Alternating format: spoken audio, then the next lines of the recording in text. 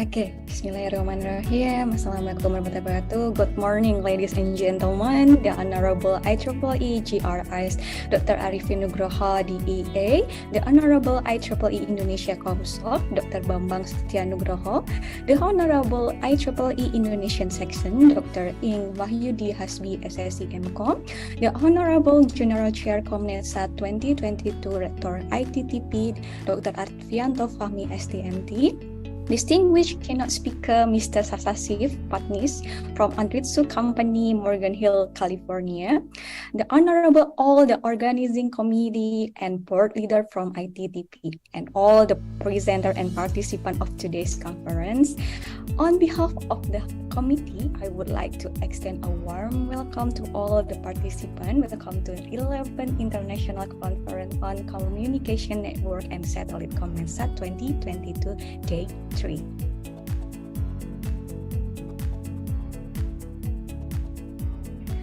Well, ladies and gentlemen, on the third day of this conference, we also have very outstanding keynote speaker. He is Mr. Sasasif Patnis from ANRITSU Company, Morgan Hill, California. And before we begin our keynote speaker session, I would like to inform you of some information again. So first is turn on the camera and please mute the audio during the keynote speaker to present, and you can directly to propose your question to the speaker by opening the microphone, or write your question in the chat room by telling your name first, and or you can directly to raise your hand. And before starting his presentation, let me read the brief biography from Mr. Sasasif Patnis. So Mr. Sasasif Patnis is the Product Marketing Manager for Signal Generator at ANRITSU Company, Morgan Hill, California.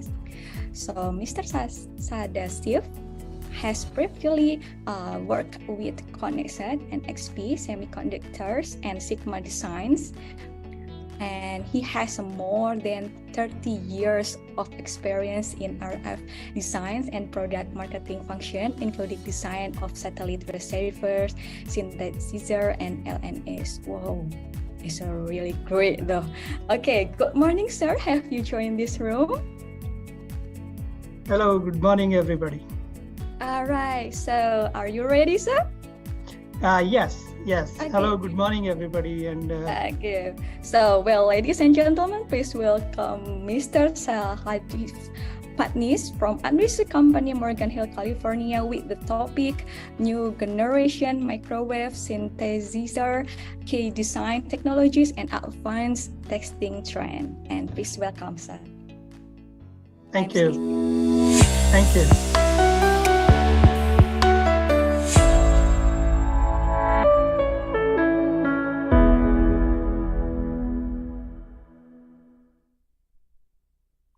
Hello, good morning, everybody. Thank you for joining my talk. I will be talking about new generation microwave synthesizer, its technology, and the testing trends. ANRITSU has introduced a new signal generator last year with some exceptional phase noise performance, or some very, very good spectral purity and very good frequency stability. It's kind of a milestone in the industry. And I'll be talking about its technology and some of the latest test trends. The new synthesizer that ANRITSU has introduced is called rubidium. And our engineering folks have done some exceptional work here in order to get a great phase noise performance out of this. So in order to guide me through the talks, I have prepared a few slides, and I would like to share them with you and talk through technology specifically. Most of my presentation is going to be on the innovative technology that the new signal generator uses. I'll briefly talk about some of the latest technologies trends, testing trends, that require or that need this kind of phase noise performance. And then I will show you a couple of videos, demo videos of the synthesizer itself and its performance. So let's start. I would like to share my presentation. Give me a minute here.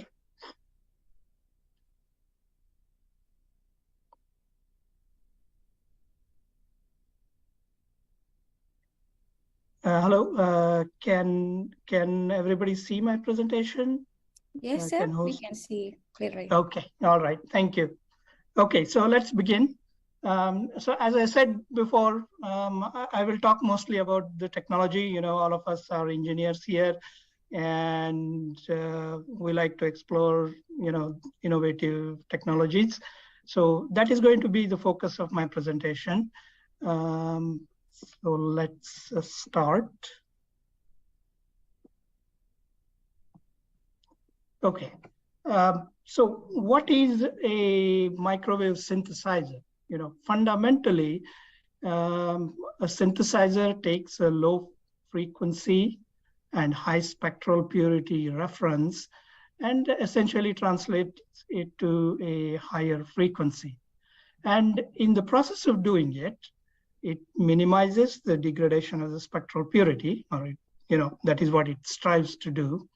And then it adds programmability to the output frequency and level, because you need to cover a certain frequency range and you want to have some programmability regarding its output level and so on.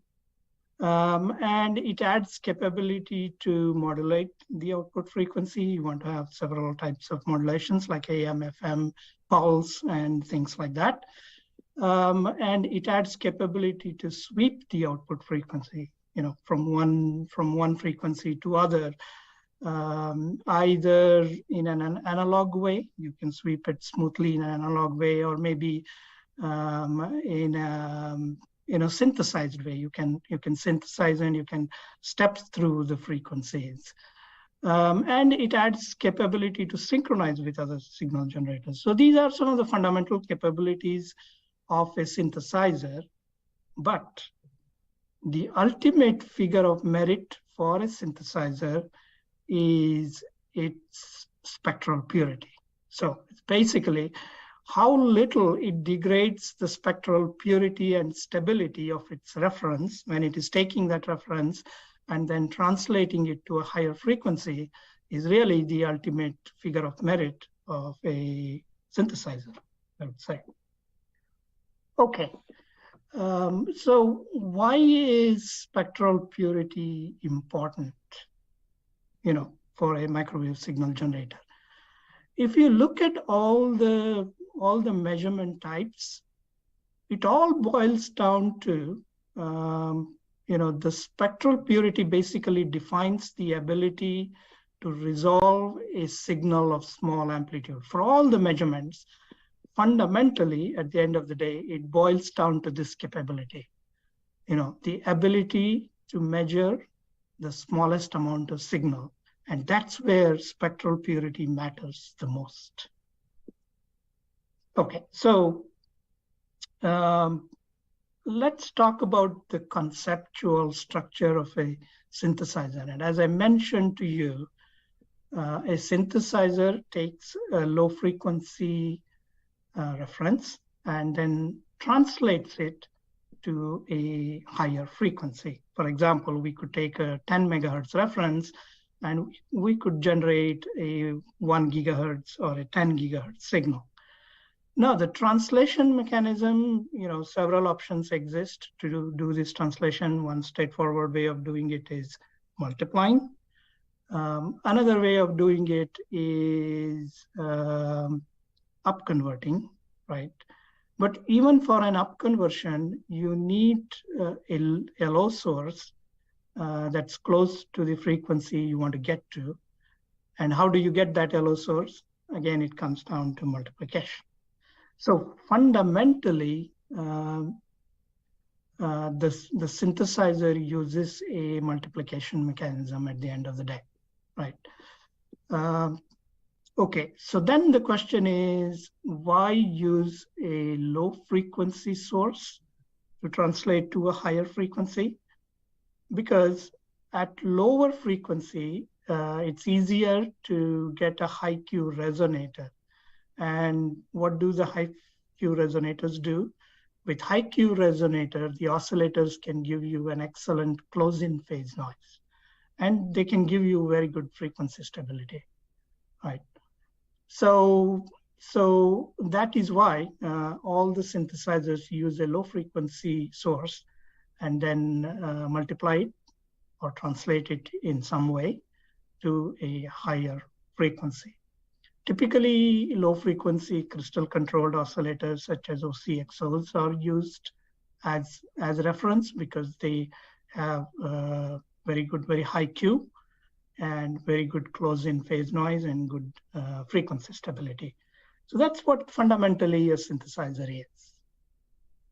So what are the options to do this translation, this frequency translation? There are fundamentally three ways of doing it, or I would say three classes of architectures for translating a frequency, a low frequency, into a much higher frequency, microwave or millimeter wave. So one class of architectures, you can call it as direct analog. The second class of architectures, you could call it as direct digital. And the third one, it's an indirect way, or phase loop is another mechanism to translate the frequency. So let's talk through each one of them, advantages and disadvantages, and why do we want to pick one versus the other.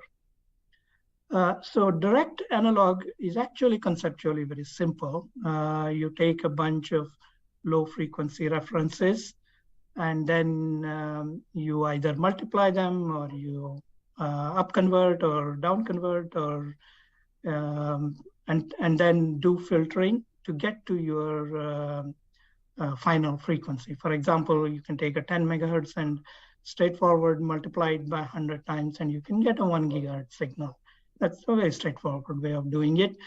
But you also want some programmability of the output frequency, which means that you want to combine it with another low frequency reference multiplied up, so that you could generate, say, 1 gigahertz, 1.1 and 1.2, and so on and so forth.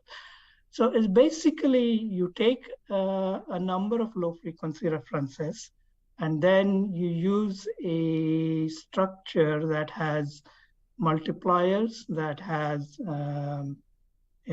mixers, multipliers, up-down converters, and you filter it suitably to get to the frequency you want.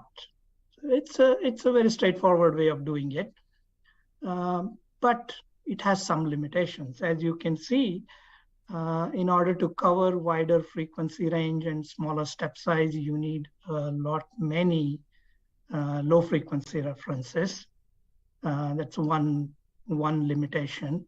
And as you want to cover broader and broader frequency range, your structure of multipliers and the up converters and the band pass filter gets pretty large. The more the broader the frequency range you want to cover, the number of components in the structure, the multipliers and the mixers and so on, increase exponentially. At some point, it becomes impractical, right? And then the other issue with this architecture is as you want to cover broader frequency ranges, and you have more number of elements in the structure, the switches and the and the mixers and the bandpass filters, it consumes a lot of power. Each of these components consume a lot of power. So the combined power consumption could be really, really big, in the case of direct analog. So conceptually, it's a very simple way. If you want to just generate one or two frequencies, or a limited number of frequencies, then direct analog is a very straightforward and efficient way of doing it. But the synthesizers generally, cover a broad range of frequency at very, very fine step size, 1 hertz or less. And just imagine the amount of complexity with that kind of a synthesizer. No, it becomes practically impossible with direct analog. So that's the limitation of a direct analog. Conceptually very simple, but it has severe limitations in terms of frequency coverage. So let's talk about the second architecture, which is direct digital.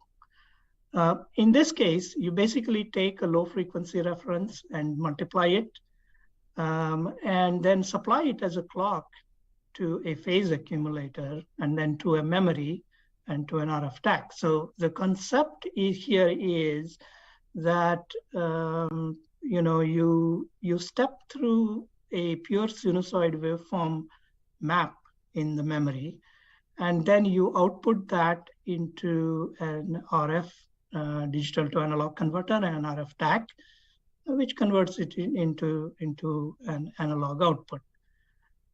So you can imagine, the direct digital architecture resolves one of the fundamental problems of direct analog, which is limited frequency resolution. Direct analog has got severe limitations in terms of frequency resolution, and direct digital architecture resolves that. You can have very fine resolution with direct digital architecture, but it still has limitations in terms of frequency coverage. And that is because the RF DAC, the maximum sampling clock that RF DAC work with today, today's technology limitations, you can get RF DACs which you can clock up to 10 gigahertz, let's say, right? And then the actual output that you can cover is half of that, because you have the the Nike criteria, the Nike limitation. So essentially, you are limited to half of the clock frequency in terms of frequency coverage. That's the limitation of the direct digital. So direct digital solves one fundamental issue of direct analog, which is it gets very good frequency resolution, but it's still limited in terms of output frequency coverage. Now the indirect PLL kind of solves both these issues, not in a very satisfactory way. An indirect method of frequency conversion, which is phase locking an oscillator that is running at the frequency range you want to get, and then you lock it to a low frequency reference. You phase lock it to a low frequency reference. It's a very elegant architecture to give you broad frequency coverage at a reasonable step size. So it's kind of achieves, it kind of tries to resolve the limitations of direct analog and direct digital to some extent, So these are the three fundamental class of architectures you have for synthesizers. Okay, so what is the fundamental problem of frequency translation? The idea of frequency translation, take a low frequency reference and elevate it to a higher frequency is great, but what is its limitation? So when you take a low frequency reference and translate it to microwave frequencies with a certain multiplication factor, then its phase noise gets degraded by 20 log n, where n is the multiplication factor. Now, if you compare frequency synthesizer that takes a low frequency reference and multiplies it up, right, translates it to higher frequency, and if you compare that with basically free running microwave oscillator, which directly runs at the frequency range you want, then with a translation architecture, you can get very good, close-in phase noise performance, even when translated to microwave frequencies, right? That means even with the addition of 20 log n factor, you get much better close-in performance when compared to a free-running microwave oscillator. But the phase noise at far-off offsets of a multiplied low-frequency reference is not as good as a free-running microwave oscillator, and you can see that in the slide that I have shown. So that's really the limitation of a frequency translation architecture. So let's recap quickly. As we mentioned, the direct analog and the direct digital synthesizer architectures, they are basically multiplier architectures. So they take a low frequency reference and then multiply it up. So being fundamentally multipliers, they have this advantage of great phase noise, close-in phase noise, even after adding the 20 log n factor, right? So when you compare with a free-running microwave oscillator, they give you exceptionally good close-in phase noise performance. But their far-off performance is worse than a free-running microwave oscillator. So how do we get best of both the worlds? Can we get a good close-in phase noise through the synthesizer architecture, through one of these three synthesizer architectures, and can we get at the same time good far-off phase noise? And PLL, which is an indirect method of multiplication, tries to achieve that. And how does it do that? So basically, PLL is a phase lock loop, and what it does is you take the output of the microwave oscillator that's oscillating at microwave frequencies, you divide it down, then you compare that divided down frequency with a low frequency reference. And then the difference basically drives this microwave oscillator, drives the tuning port of the microwave oscillator. And basically the loop itself works such that the phase noise inside the loop bandwidth tries to follow the reference phase noise, phase noise of the low frequency reference. But not just that. So what happens is inside the loop bandwidth of the PLL, the phase noise reference and the noise contribution of the divider and the phase detector and the 20 log n. So all these factors get added, and that is what would be the phase noise of the microwave oscillator inside the loop bandwidth. And the noise contribution by the divider is significant. It's non-trivial, right? It's quite a bit, and that's why inside the phase inside the PLL loop bandwidth, the phase noise does not quite follow exactly the close-in phase noise of the reference. There is some delta there, right? There is a delta, but it's kind of a compromise, right? But outside the PLL loop bandwidth, the loop doesn't act, meaning the loop is not effective. So essentially, what you get is the phase noise of the free-running oscillator, which is very, very good, right? Which is what you want to get. So inside the loop bandwidth, you get closer to the ideal, which is you get, but not quite to the ideal. You get closer to the ideal, which is the multiplied up phase noise of the reference, of the low frequency reference. And then outside the loop, you get the idea. You get what you want to get, which is essentially the phase noise of the free running oscillator. So it's kind of a compromise architecture. So let's recap each of the architectures, what the limitations are, and so on. So we talked about direct analog, very limited frequency range, but has got excellent close-in phase noise. But it has got a poor, far-off phase noise. That's the problem with it in terms of spectral purity.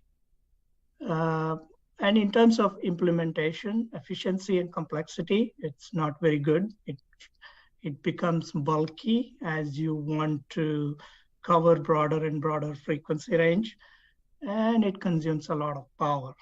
That's the other disadvantage with it.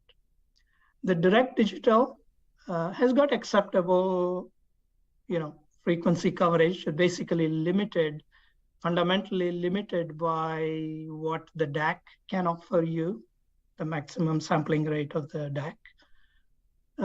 The close-in phase noise is pretty good because it's essentially a multiplier architecture.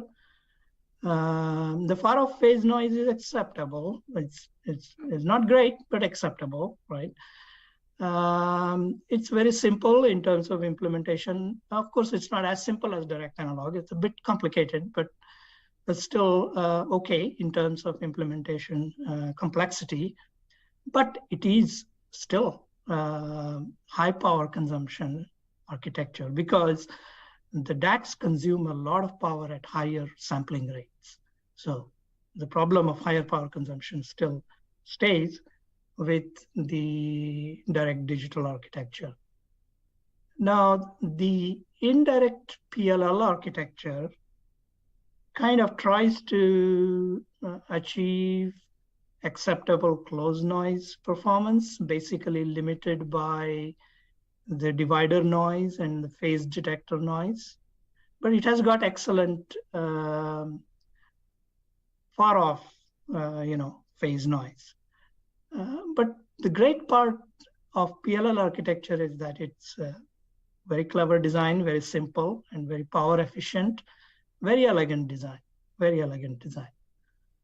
So the fundamental question then is, can we get the best of all three in each of these cases, right? Can we get excellent close-in phase noise like what you get in direct analog architecture?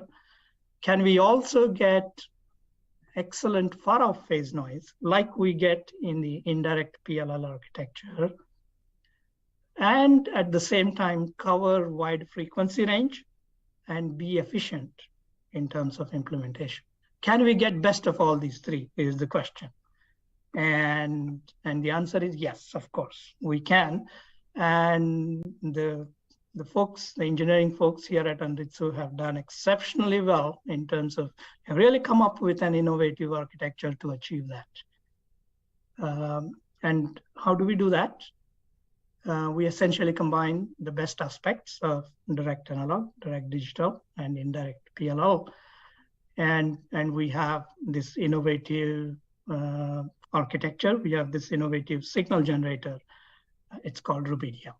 And it is able to combine the best of all three architectures. And I'll explain further in the slides, how do we do it? That's our signal generator, Rubidium.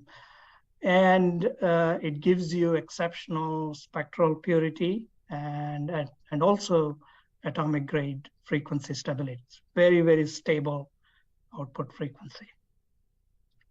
Okay, so how do we do this?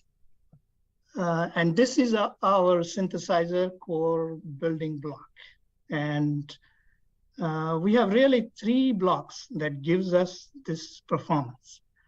Number one is our broadband YIG oscillator. As I mentioned to you earlier, the microwave oscillator that we use in a PLL defines basically your phase noise performance at far off offsets, right? So we have designed an in-house YIG oscillator that gives you exceptional far-off phase noise performance. So that's our one, that's one cornerstone of our synthesizer, one block that gives you really, really good phase noise performance. Okay, the second aspect of our innovative architecture is the PLL feedback loop itself. And as I mentioned before, PLL architecture by itself is kind of a compromise, in terms of phase noise performance. And one of the reasons for compromise in the closed phase noise area is because of the divider, the noise that it contributes.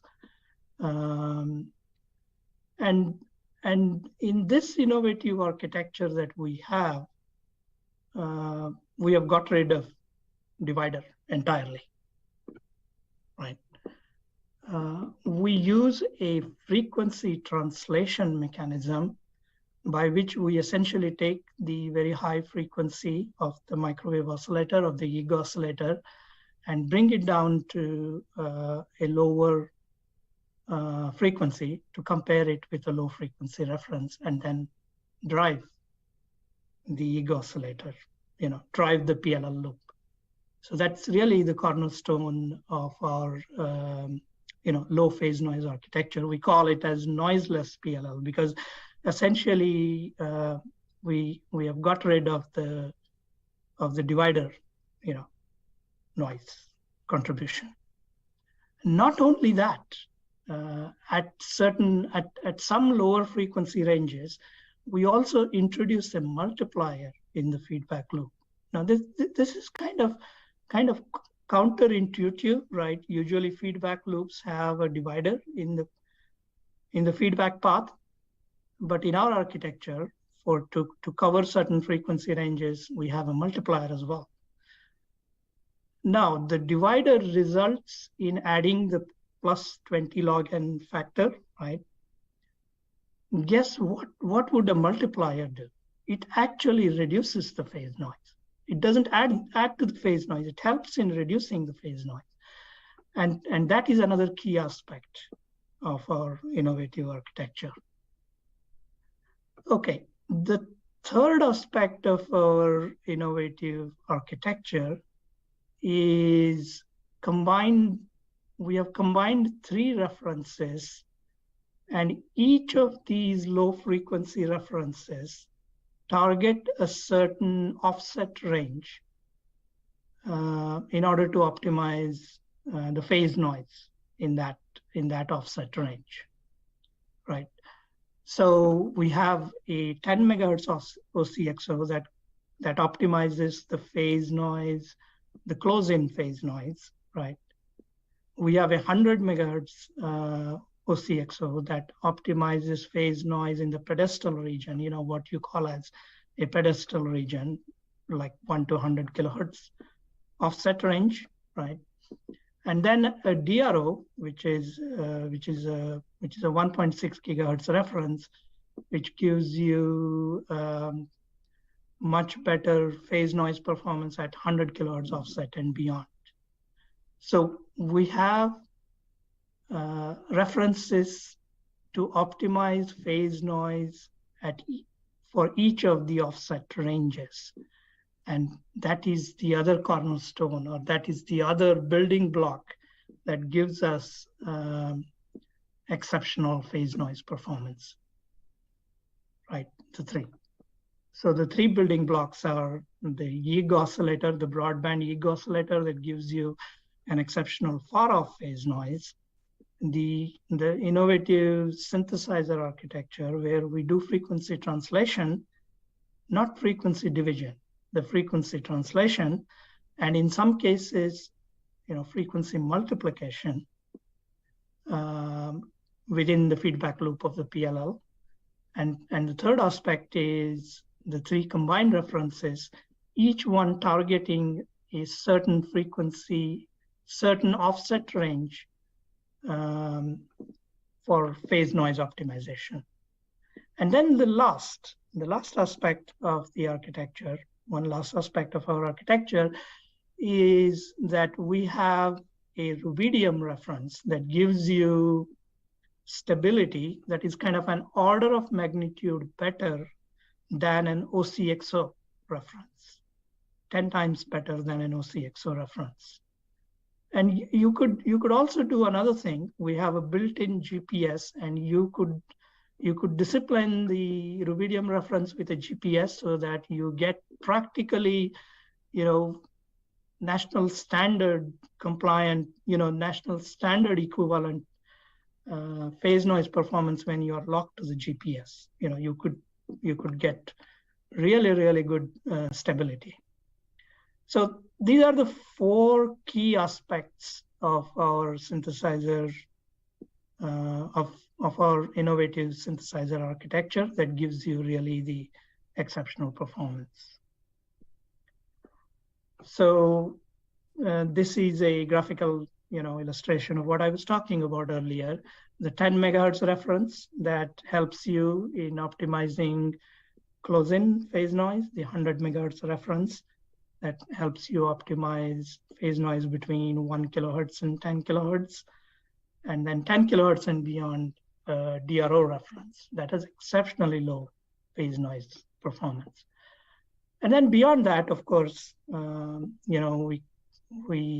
we rely on our YIG, in-house designed YIG oscillator and its phase noise performance. So what do we get? Actual measured results, and this is, what you are seeing here is the actual measured result of our synthesizer output. And you can see that at 10 gigahertz synthesizer, at 10 gigahertz output, we are able to achieve better than minus 140 dBc per hertz at 10 kilohertz offset. Now, in comparison, the best of the synthesizers today in the market can only get you up to minus 132, at 10 gigahertz and 10 kilohertz offset. Now, that's the kind of, better performance that this innovative architecture gives. And it tracks at lower frequencies. So we have 3 curves here, one at 10 gigahertz, one at 5 gigahertz, and one at 2.5 gigahertz, each with a delta of 6 dB better performance, right? As it should be, because it's a 20 log n factor at the end of the day, right? Okay, so that is our our new innovative architecture. Now, I want to talk about the need for such a low phase noise. Why do we need it? Or what are the technology trends, or what are market trends that drive the need for such a high spectral purity synthesizer? So there are basically 3 or 4 trends that we see. Number one is that the communication systems are increasingly moving to microwave and millimeter wave frequencies to get greater and greater bandwidths. Everybody wants greater data rate everywhere. Cell phones or cable networks, or talk of any communication system. You need more data rate, and hence you need more bandwidth. And you can get more bandwidth only when you move to higher and higher frequencies. So that's one trend. That's one thing that's really driving the need for microwave synthesizer or millimeter wave synthesizers. The second trend is today's communication systems are employing complex modulation formats, because you want to pack as much of data in that bandwidth that you are able to get, right? So the complex modulation systems such as 1024 QAM or 8K OFDM, really, really complex. And these complex communication systems typically operate at much higher SNRs than just a QPSK or a BPSK system. And much higher SNRs And if you want to test these kind of systems, like for instance, the up-down converters in the communication systems, if you want to test them, then you definitely need a synthesizer with very low phase noise. It's very essential to do that, because you want to get the best signal to noise ratio out of your synthesizer when you're up converting, right? So that's where really the spectral purity or the phase noise matters. The other technology trend is that we are seeing increasing level of digitization in RF transceivers. Today's ADCs and DACs are able to operate at gigahertz of clocks, sampling clocks, and these as these become commonly available, the gigabit ADCs and DACs, what's happening is in all the receivers and transmitters, you can digitize the signal much closer to the antenna, right?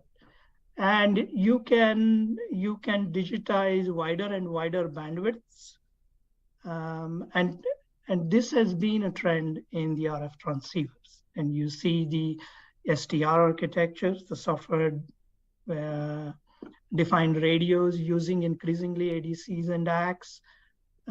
Many of the microwave backhaul, receivers using ADCs and DACs and doing the block digitization, and that is increasingly seen. And in order to test the ADCs and DACs, you need a synthesizer with very low jitter. When you are testing an ADC, you are going to use the synthesizer as a clock source, and you are going to also use it as a signal source in order to measure the performance of the ADC. And the spectral purity is critical in such measurement applications. So that's the other area which is driving the need for a high spectral purity microwave synthesizer. The third area is the broadband backhaul networks, which are increasing in data rates, like the optical networks that are increasing in data rates. And in order to drive those networks, you need a high stability clock source. And that's the other area where a high signal purity microwave synthesizer is essential. So these are some of the technology trends that we see in the market that drive the need for a very, very good frequency synthesizer with very good signal purity, right? Okay, so having talked about the architecture and having talked about the some of the technology trends or some of the market trends that require such a signal generator, I would like to show you a video, a demo of the synthesizer, and then it's about 15 minutes. It's two videos consecutively, 7 minutes each. And then after that, we can open it for any questions. Okay, so bear with me for a minute before I come back with the video.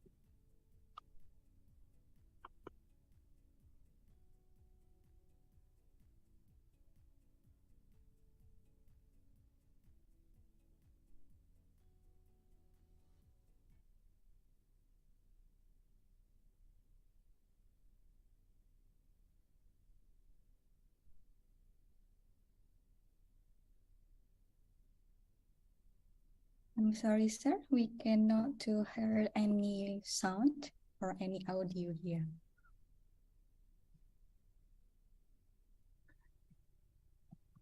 Okay, let me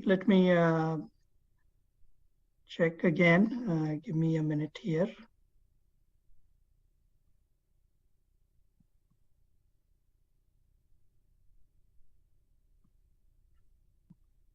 Okay, let me rewind back.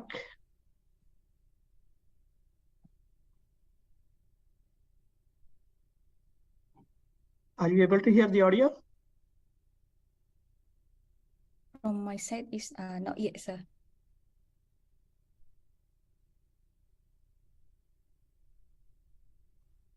Okay, let me just give me a couple of minutes. Let me figure out what's going on. Sorry about the interruption. It's okay, sir.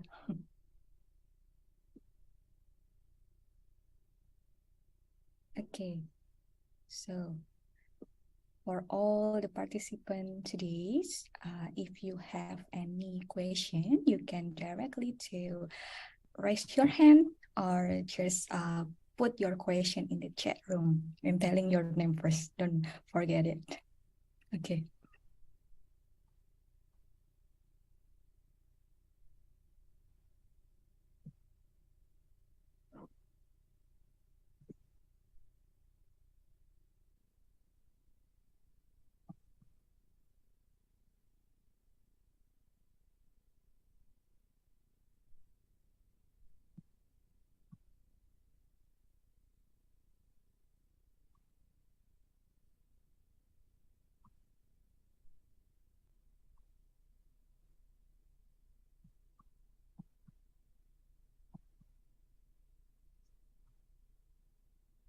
So maybe I will try to share the entire screen. Maybe that will get you the audio. So I'm going to try that.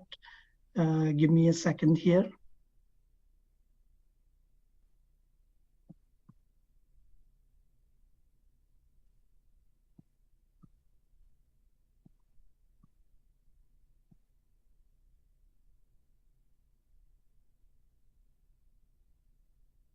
Are you able to hear the audio?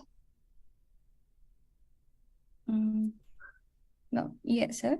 I think you should to turn on your share your sound too in your Zoom. In the Zoom. Okay.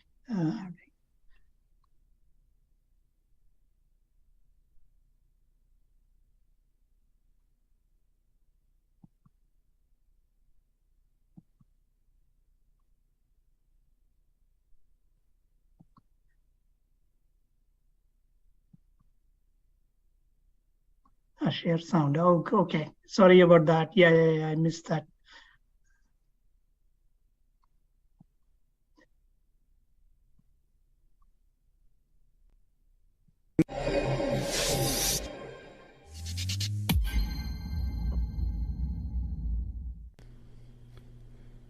Hello and welcome to the rubidium signal purity with phase noise performance video by ANRITSU. In this video, we will be showing real phase noise performance of a representative MG36221A 9 kHz to 20 GHz rubidium signal generator. After the phase noise live demo, we will be discussing use cases and customer applications where this phase noise performance is most important. Here we have a live demonstration of a standard MG36221A connected to a dedicated phase noise analyzer. We find it helpful for users to see an actual setup and performance of an instrument beyond the usual specifications that are found in a technical data sheet. In this demonstration, we have two engineers performing a phase noise measurement. We can clearly see from the output of the phase noise analyzer a clean phase noise plot with a clear pedestal region. The rubidium signal generator is set to 10 GHz with a 10 dBm output signal. It is clear that rubidium delivers an unprecedented level of performance from the live demonstration that we just showed. But how does that compare in the arena of various signal generators on the market currently? To make this comparison, we will use an actual screen capture of rubidium's performance. I will now juxtapose on this plot what will be known as the industry standard until now for standard phase noise. This phase noise is roughly around minus 120 dBc per hertz. Another key point to mention is that at minus 125 dBc per hertz, typical specification, is the common and accepted value for the first tier of phase noise improvements through vendor phase noise options. For an accurate comparison, standard rubidium signal generators, meaning no phase noise options, have a typical phase noise of minus 132 dBc per hertz. Rubidium establishes new industry standards for phase noise, outperforming both standard and low phase noise performance of top signal generators. Over the course of the next few minutes, we will discuss some use cases and why phase noise is important and vital to system performance.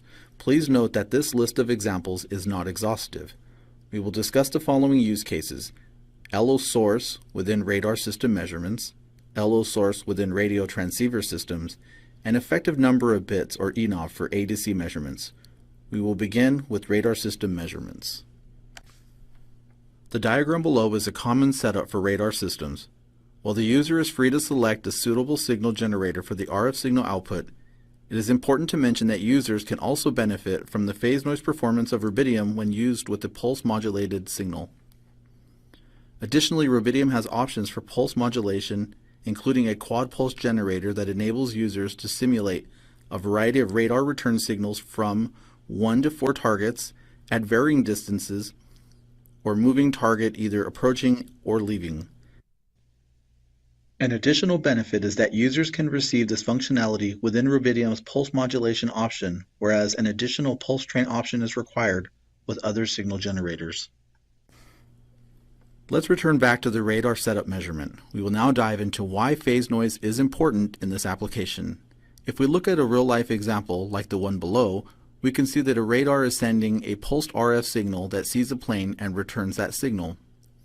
As mentioned before, we are using an MG36221A as the local oscillator, or LO, in the up-down conversion stages.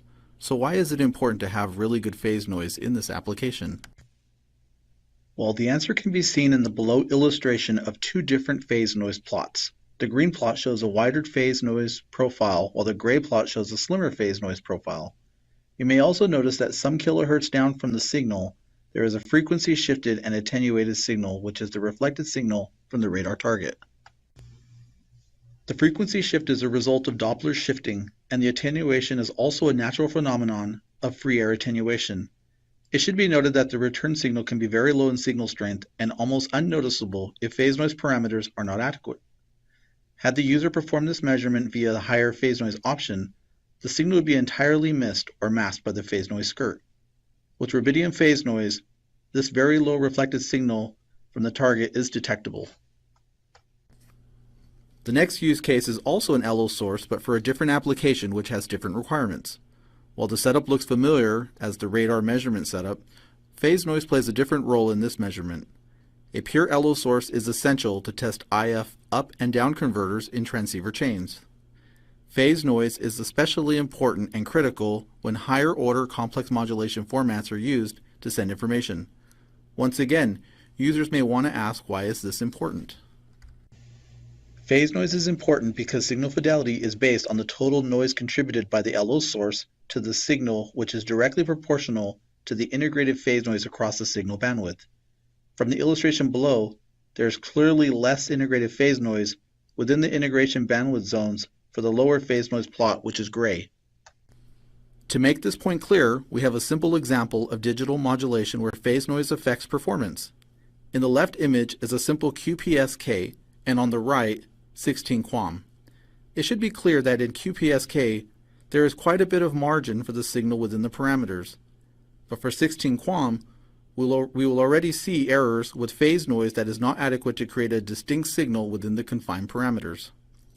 Please note that this is the simplest case and that digital modulation schemes are far more complex, with systems supporting 1024 QAM and higher.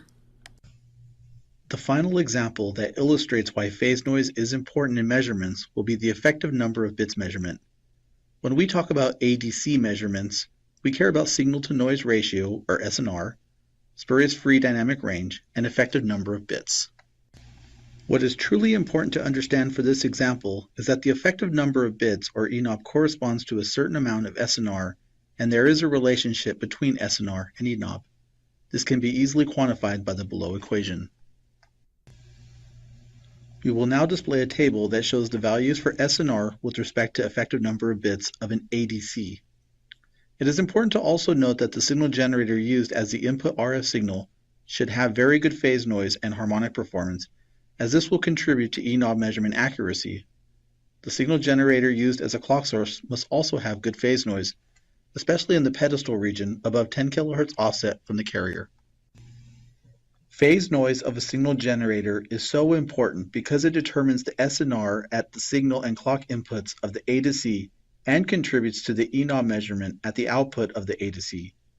Higher SNR from the signal generator enables a better E-knob measurement of A to Cs with higher resolution. We hope that you have found this information video useful for understanding why phase noise is critical for measurements. Thank you for joining us today, and for more information, please visit www.anritsu.com.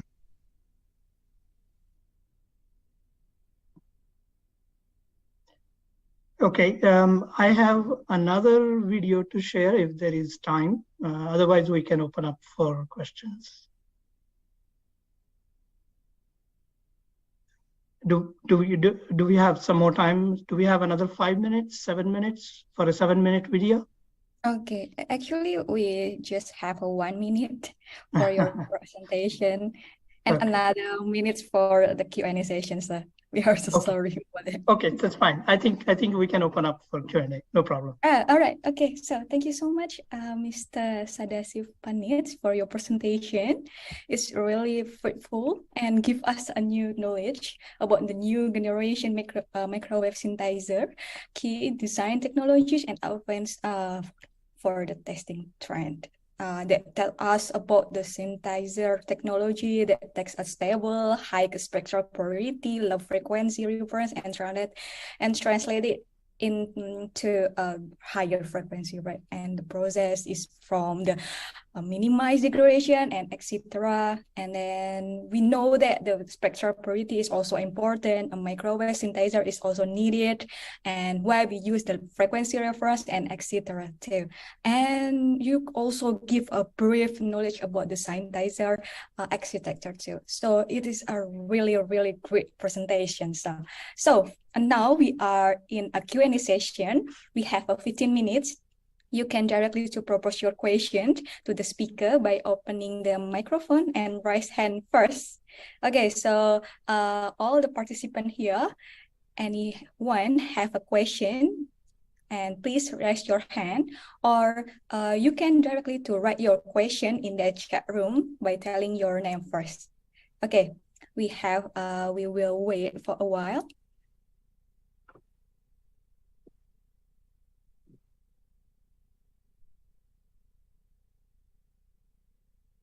Okay, we open for the Q&A session for Mr.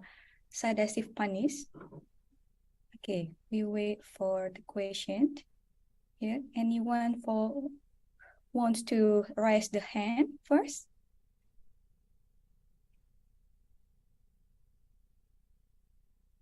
Okay.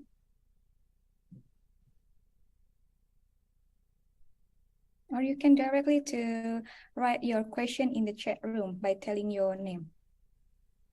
Okay, so yeah, we already have a question here from David Matera. Okay, so we have a question. I will read for you in the chat room. What about the exploration of the band with respect to the standard microwave bandwidth? Okay, sir, you can directly to answer the question. Yeah, so the PLL itself, right? The architecture and the references and that I talked about in my presentation, they remain pretty much the same. The architecture remains the same, whether it's microwave frequency range or millimeter wave frequency range. The fundamental architecture that we use is the same. And today, rubidium, ANRITSU signal generator covers up to 40 gigahertz And soon we will also introduce a 70 gigahertz model, which is firmly in the millimeter wave frequency range. Does that clarify, or does that answer the question? Okay, this is Mr. David Matera. Are you there? Is that okay? Okay. Oh, okay. So, yeah, we move to another question. Thank you so much, sir. Oh, yeah. Yeah, we have another question here. Mr. Sadasif, in our laboratorium, we have some software-defined radio or SDR platform using USRP. Is there any chance to make some integration between our USRP with this device to make some experiment in wireless communication? Okay, so time is here. Yeah, so the signal generator, the analog signal generator that we have, is primarily can be used to characterize the ADCs that are in your STRs, right? And definitely, if you have an evaluation board, or if you have a design that you would like to evaluate, then definitely we can arrange for a demo unit, or we can discuss more, how we can help you. Sure. Okay, this is from Mr. Wahyu Pamungkasnya. All right, so is that okay, Dr., or you want to open your microphone?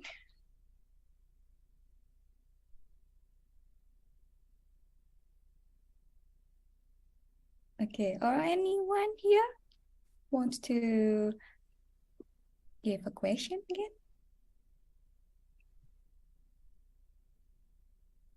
So, okay, we have another question here from Dr. Anggun. Hello, Mr. Sadasif. It was a great presentation. I need to know about how this synthesizer can support the 5G or 6G communication technology. Okay, sir. Great question. And I'm glad to know that you enjoyed my presentation.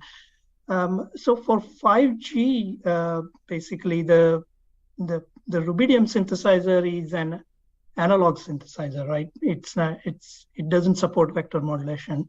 So usually analog synthesizers are used within the 5G systems to test the upconversion process. You can take a vector modulated signal at lower frequencies, and you can upconvert it to millimeter wave, right? So today, if you look at the solutions available, 5G solutions available, there are vector signal generators that directly modulate at frequencies up to maybe 20 gigahertz or 40 gigahertz. But if you want to go beyond that, right, if you want to address the latest new band that 5G committee has approved, which is within the 60 to 70 gigahertz range or beyond 70 gigahertz range, then the only way to get to that frequency is by upconversion. And when you want to upconvert a 5G signal, which has a fairly complex modulation used. So in order to upconvert that to millimeter wave frequencies, I think rubidium would probably be a very suitable choice, the best choice, because you need a signal generator that has exceptionally low phase noise in order to do the upconversion. Does that answer the question? Oh, okay. So, yeah, thank you, sir. So, yeah, Dr. Anggarwala. Okay, Thank you. so I think anyone here still have a question? We still have 7 minutes, actually, for the Q&A session.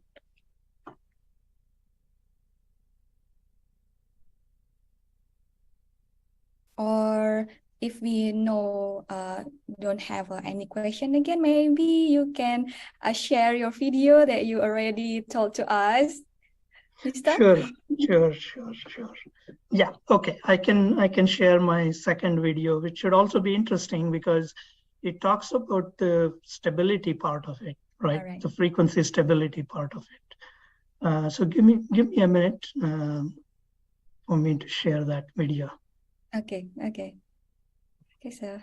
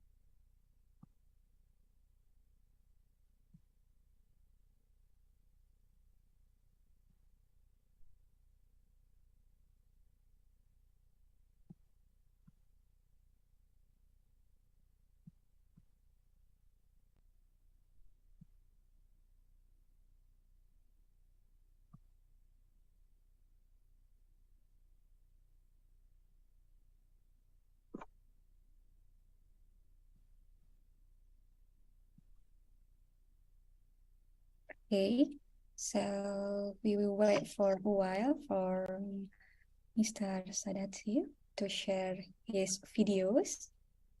Sorry, I'm just starting. Give me a minute. Sorry, I need to enable the audio as well, right? So share sound. Okay.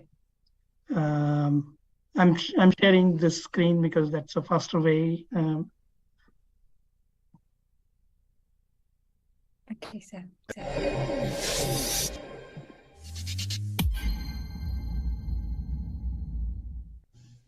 Hello and welcome to the rubidium frequency stability and accuracy video by ANRITSU. In this video, we will be discussing how frequency stability and accuracy are defined, what options are available on the rubidium signal generator platform, how each option works, and which customers will benefit most from having frequency stability and accuracy in their applications. Let's start, shall we? The best way to start with frequency stability and accuracy is by defining what we mean for signal generators. We find the best way to illustrate what frequency stability and accuracy are is through the use of visual representations. Below we have 4 plots that will help us understand the differences between combinations of stability and accuracy. In the first plot, we have a stable signal, but it lacks accuracy. Stable in the sense that it does not deviate about the frequency f, but simultaneously inaccurate as it should be stable around the nominal frequency f0. This is problematic for users and can result in many issues from bad data to loss of time troubleshooting why a measurement is not working correctly. The second example shows a signal that is neither stable nor accurate. This is the worst case scenario for any signal generator user.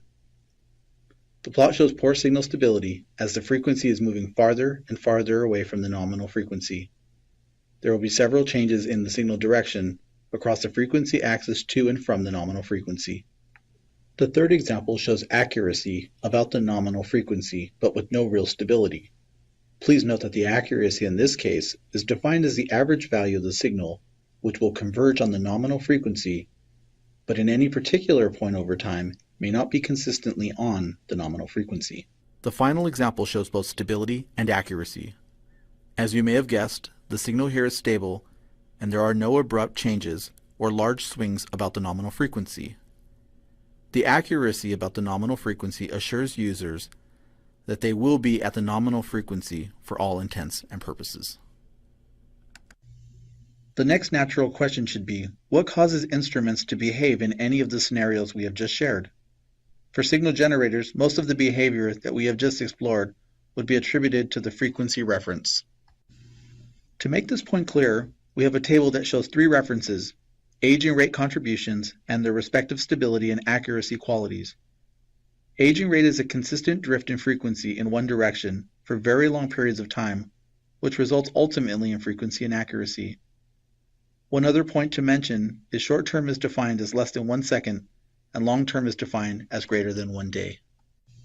We start with the OCXO, which has poor aging rate and likewise poor long-term stability and accuracy. For some applications, this performance may be enough, but for critical applications, these qualities may be inappropriate. Next, we have rubidium and GNSS GPS references. They both display very good aging rates. With negligible differences in stability, users can expect exceptionally good accuracy and now have choices for an accurate reference depending on their specific measurement applications. Now that we have established what frequency stability and accuracy are and how references affect those parameters, we can now take a look at the various options for frequency stability and accuracy of rubidium signal generators. Rubidium signal generators feature two options for frequency stability and accuracy. Option 56, ultra stable time-based with rubidium, and option 66, GNSS GPS atomic clock receiver. We can start with option 56, ultra stability time-based with rubidium. Option 56 features a rubidium time-base, which provides an order of magnitude better frequency stability and accuracy than an OCXO reference, while still maintaining test and measurement quality phase noise. This option provides atomic clock frequency stability and accuracy. This performance can also be used to tie other signal generators to an accurate atomic frequency reference. This can be accomplished through a 10 MHz reference output or 1 PPS output signal. Option 66 GNSS Global Navigation Satellite System and GPS Global Positioning Satellite Atomic Clock Receiver also provides atomic clock accuracy. As described in the acronyms, these references rely on satellites for a synced and accurate time-based reference. One of the nice qualities about this option is that it can further enable the in-field calibration option. Like option 56, stability performance can be used to tie other signal generators through a 10 MHz reference or a 1 PPS output signal.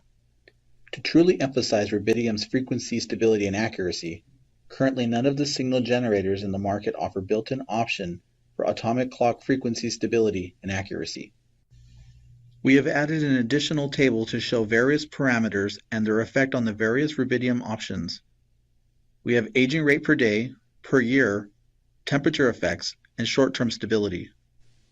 We can see that rubidium's option 56 and 66 provide an order of magnitude or better performance across all parameters than the OCXO-based signal generator.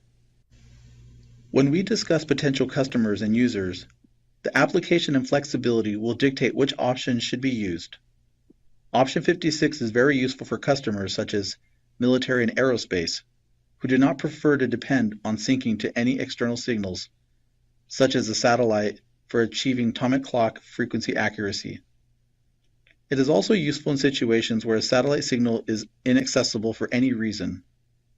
For customers that can access a GPS GNSS signal and require atomic clock accuracy like metrology calibration labs and others, can benefit from option 66. We hope that you have found this informational video useful for understanding frequency stability and accuracy and what choices users have with the rubidium signal generators. Thank you for joining us today, and for more information, please visit www.anritsu.com. Thank you.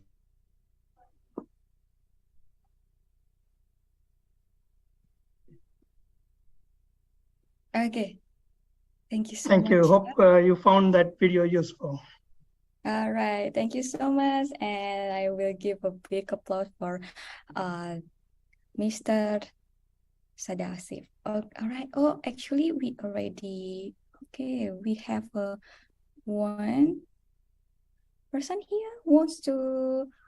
I will give a little a moment. All right. Okay. So we have a question from Mr. Ahmad Rizaldani. Okay, you can open your microphone. Okay. Thank you for the chance to give a question to me. But I want to ask you something.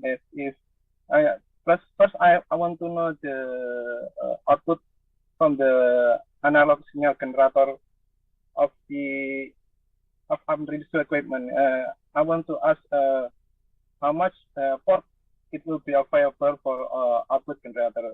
For example, if I want to plan to make a lab practice for our student here in the Telkom campus, I want to make some linear antenna, and it needs some different phase for each element antenna. For example, if I want to make one reference of phase, could it is there any feature in your equipment that will give a adjustment, automatic adjustment for each phase from each output? Maybe that is my question. Okay. Yeah. I understand your question. Yes, thank you. And let me confirm the question, which is you want to know if rubidium is able to phase lock to another signal generator and then maintain a certain phase offset between the two. I mean, has the ability to maintain a certain phase offset between the two signal generators, right? And then you want to take those two signals and then drive your antenna structure, correct? Is my understanding correct? Is that the question?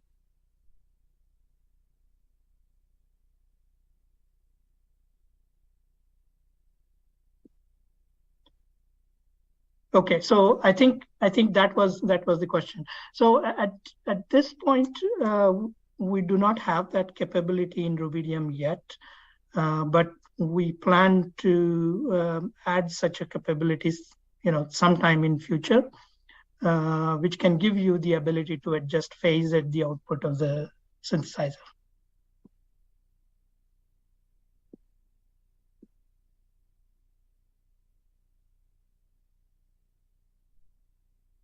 Okay, so Mr. Ahmad Rizal Danisha, are you get the answer?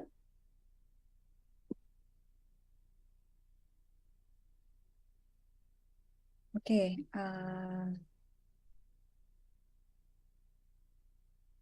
Okay, the microphone is locked by the host. All right. Yes, correct. That's what I mean. Thank you. So the still in development from ANRITSU to Yes. So what you asked actually requires two functionalities, right? So one is to lock to a signal generator, to lock to another signal generator, and that capability we already have, right? That exists. Oh, okay. Yes, Okay. that exists. But what we don't have today is the ability to adjust the output phase, right? Yes, and that is still under development. But we can set by manually from each output different phase from the equipment. At least is how many ports from the rubidium equipment have for the output signal generator? So each signal generator has got one RF output. So you would definitely need more than one signal generator, right? Okay. Thank you. Yeah. Okay, thank you, sir, for the answer. Okay, well, okay, thank you so much for the question and also the answer from Mr. Sadasio. All right, well, for ladies and gentlemen, we have to close the end of the keynote speaker session in regard to the next session, which is a networking session and also the announcement for awarding session. So, and then at the end of this keynote session, we would like to invite Dr. Anggun Fitrian Isnawati, STMN, to give the appreciation for of today's keynote speaker. So we would like to Thank you. Yeah, take a photo first together with Dr. Anggun. Dr. Anggun is our representative general co-chair of this event. All right. So, all right, we take a picture together. Okay. Okay, 1, 2, 3. All right, captures. Okay, thank you so much to the keynote Thank you. speaker for today's conference and also the general co-chair of this event, Dr. Anggun Fitrian Isnawati. And actually, we want to move to the networking session. Mr. Sadasif, are you interested to join this networking session too? Maybe in the participants today want to connect with you regarding your research activity and also the project. Yes. Is this live now? Is it After this session. All right. So we will move to another session. Before we announce the best paper and also the best presenter, we will continue the networking session. So in this session, I am Merlina Wibowo from International Office. Would like to share a brief background first about our institution. Let me present using a PowerPoint slide, and then later we will discuss together with our research group and also all the participants here. So let me share first.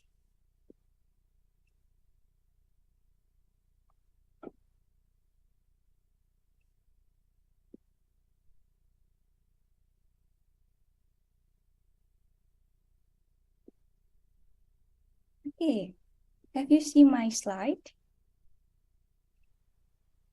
Yes, I can see your slide. Okay. Yeah, thank you so much for the time for me. So this is our institution. I would like to give the brief about our institution, Institut Teknologi Telkom Purwokerto. So actually, this is the history of our institution. Institution start from 2022 with the name is Akatel Sandi Putra Purwokerto, and then we changed to be STT. We call it is STT in Bahasa or STT Telkom Purwokerto in 2012, and also we changed the name to be Institut Teknologi Telkom Purwokerto, as we can know today's in 2017. So we actually managed by Yayasan Pendidikan Telkom and also Telkom Indonesian company.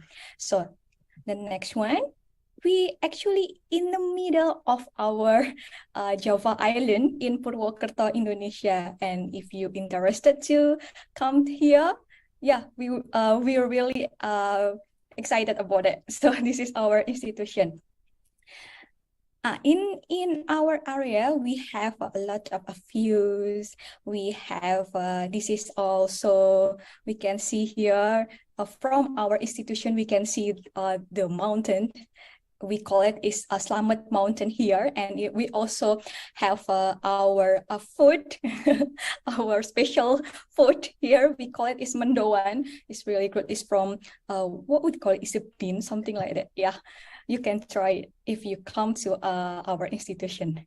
So the next one.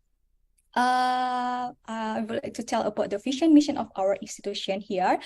We have a vision about to be an excellent national level university in the development of science-based information technology that focus on healthcare, agro-industry, tourism, and small and medium enterprises in 2023. And also we have a mission, first to carry out the developed national education standard based on digital technology that focus on healthcare, agro-industry, tourism, and small and medium enterprise. And the second one, to carry out the research and disseminate its a result from the development of science and also the technology. And the third one, to apply and utilize science and technology for societies and benefit. And last but not least, we also have a mission to implement good governance university and establish national and international corporation. From this vision and mission, we have several faculty here. We have 3 faculty. The first one is Faculty of Informatics. The second one, we have a Faculty of Telecommunication and Electrical Engineering.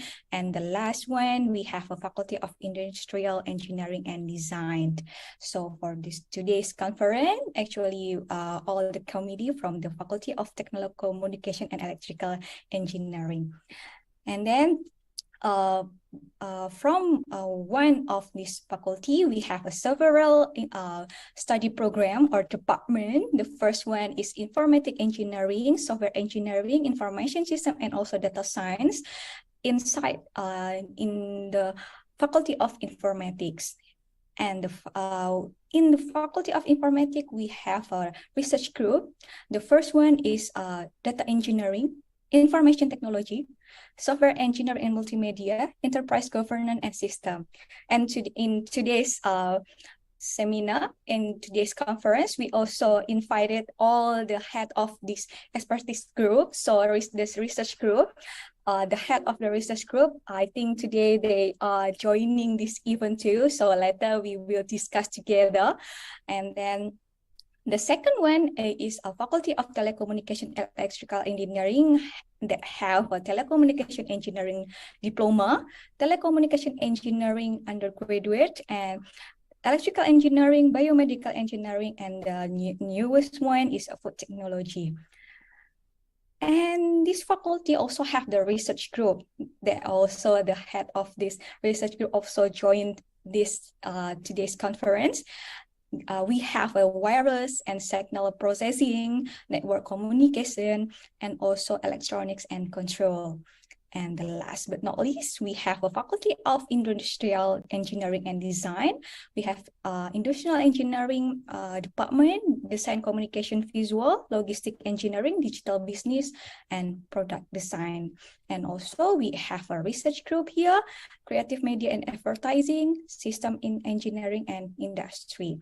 So based on this, we already have the partnership activity. So maybe you all, the participant here, can collaborate too with us. This one, we also have the several student achievement that also support by our research, something like that. And this one also we have a several student achievement that already get the scholarship and also several achievement from the competition in international competition. And also the student also did their research too with the lecturer, something like that. All right.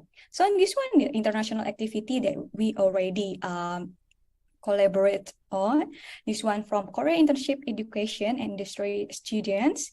And then we also have a student mobility program. And also we have a visiting lecturer, AESS expert from Germany. And also we have international student dialogue. And we have also the international credit transfer and team teaching program. So we also exchange the student and also the lecturer from UTHM, Asia University Taiwan, Aspire College Pakistan. And this one, we also have several partnership from the International University Malaysia who came to ITTP2. And this one from Nottingham University Malaysia too. And we also have an international activity like a symposium and also poster exhibition like IEEE. Also, we also have it. It's about the posthuman and precarious symposium. So if you want to connect with us, you can contact to our international office. This one is our email, so you can directly to capture or just save it. All right, so thank you so much to give me the time for give the brief about our institution. So the next one, we will start to a networking session. So here we already have our head of the expertise. So yeah, our head of expertise. From the head of the research group, you can directly to introduce and give a brief about your research group, and then maybe later we can connecting with each other through this conference. We can do the collaboration later in research or other institution project and activity. And here today we have Mr. Sadasiv from ANRITSU, so maybe we can connect to each other. So does anyone want to start first from any research group or any participant? From any participant here, anyone wants to share about your running project too? We can open it. We have 60 minutes for networking session. Okay.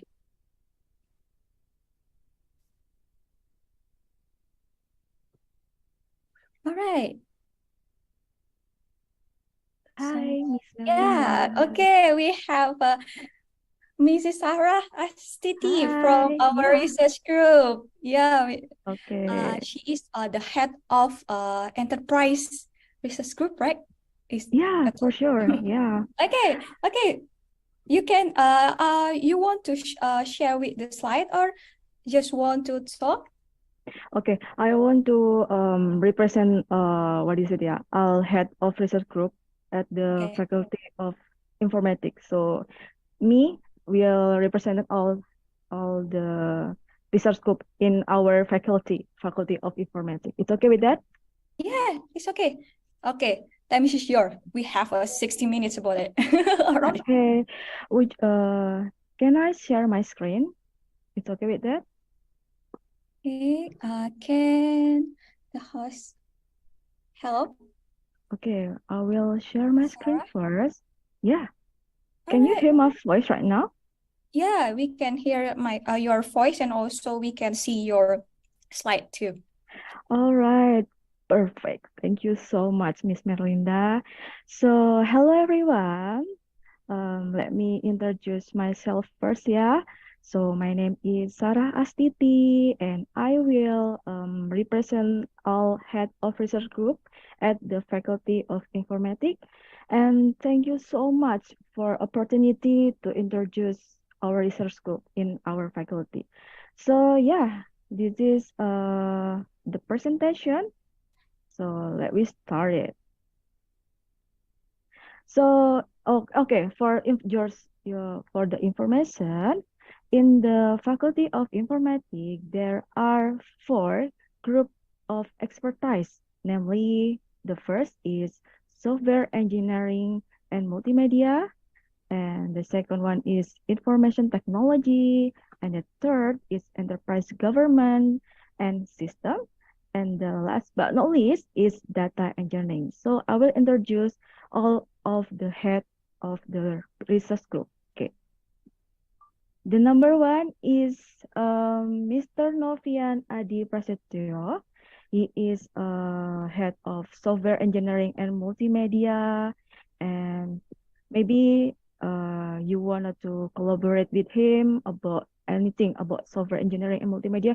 You can send email to his email address. And the second one is Mr. Aditya Wijayanto. He is from Research Group Information Technology. And for sure, it's me. I'm from Enterprise Governance and System. So yeah, this is my research group. So maybe you want to collaborate with us, you can just send me email. We can collaborate or join something, a research in maybe a research or maybe collaborate anything with us. And the fourth is a research group of data engineering. His name is Mr. Agi Prasatyadi. You can also send him email to maybe you want some like collaboration or maybe join us some research with him. So this one is our duties and responsibility about our faculty, something like compiling, implementing, managing, and reporting program for improving the teaching and learning process, like compiling, implementing, managing, and also reporting the annual research. And yeah, all of the member of research group conduct academic interaction in similar field of knowledge and expertise or in the same scientific family, including in the external environment through a prerequisite associate. Then this is our duties and responsibility in our research group in Faculty of Informatics. So I will introduce one by one about the profile of the research group. The first one is Information Technology Research Group.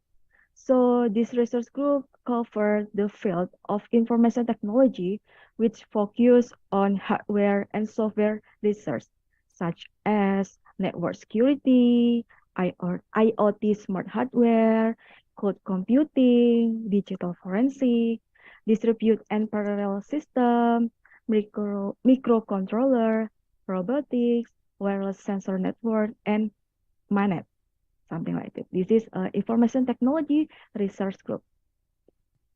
And the second one is in my research group, yeah, Enterprise Governance and System. And our research group cover the field of governance and enterprise system. So in our research group contain such as IT security management, and second one is IT resource management, and the third is IT service management, and also IT business management and alignment, IT value delivery, IT risk management, IT performance measurement, and IT audit and enterprise system. Maybe someday you want to join with us, collaborate about this research.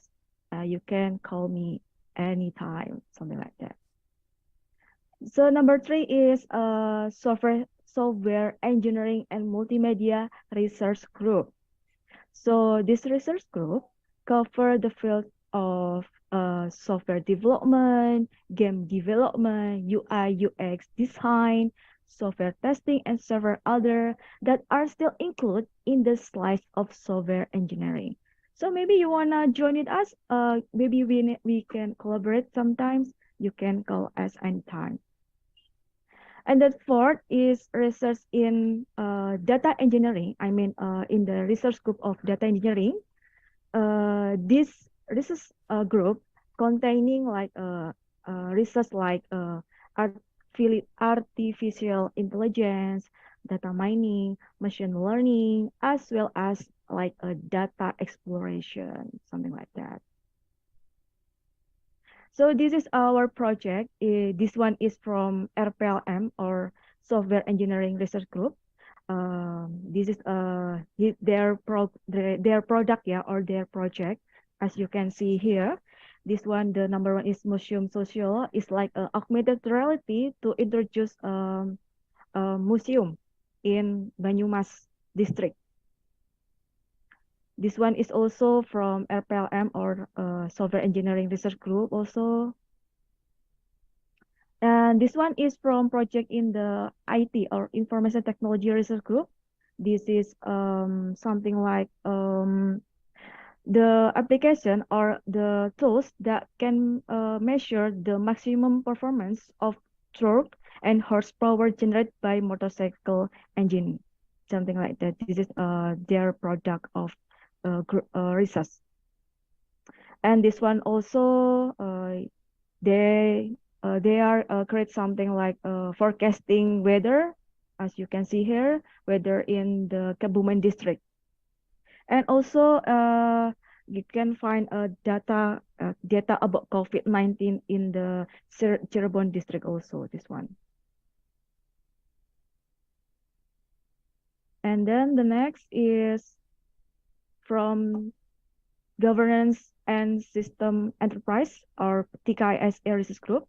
This one is Red Metric, yeah, as you can see here. Red Metric is about ranking of villages that excellent in ICT development. And this one, our project, the second project is IT Master Plan. And also we create some master plan. That master plan is development and integration of information system in Banyumas district. And this one also our project, the name is Simpenan Laura. So this one is like agricultural system in the expansion of agriculture potential marketing in Laura village.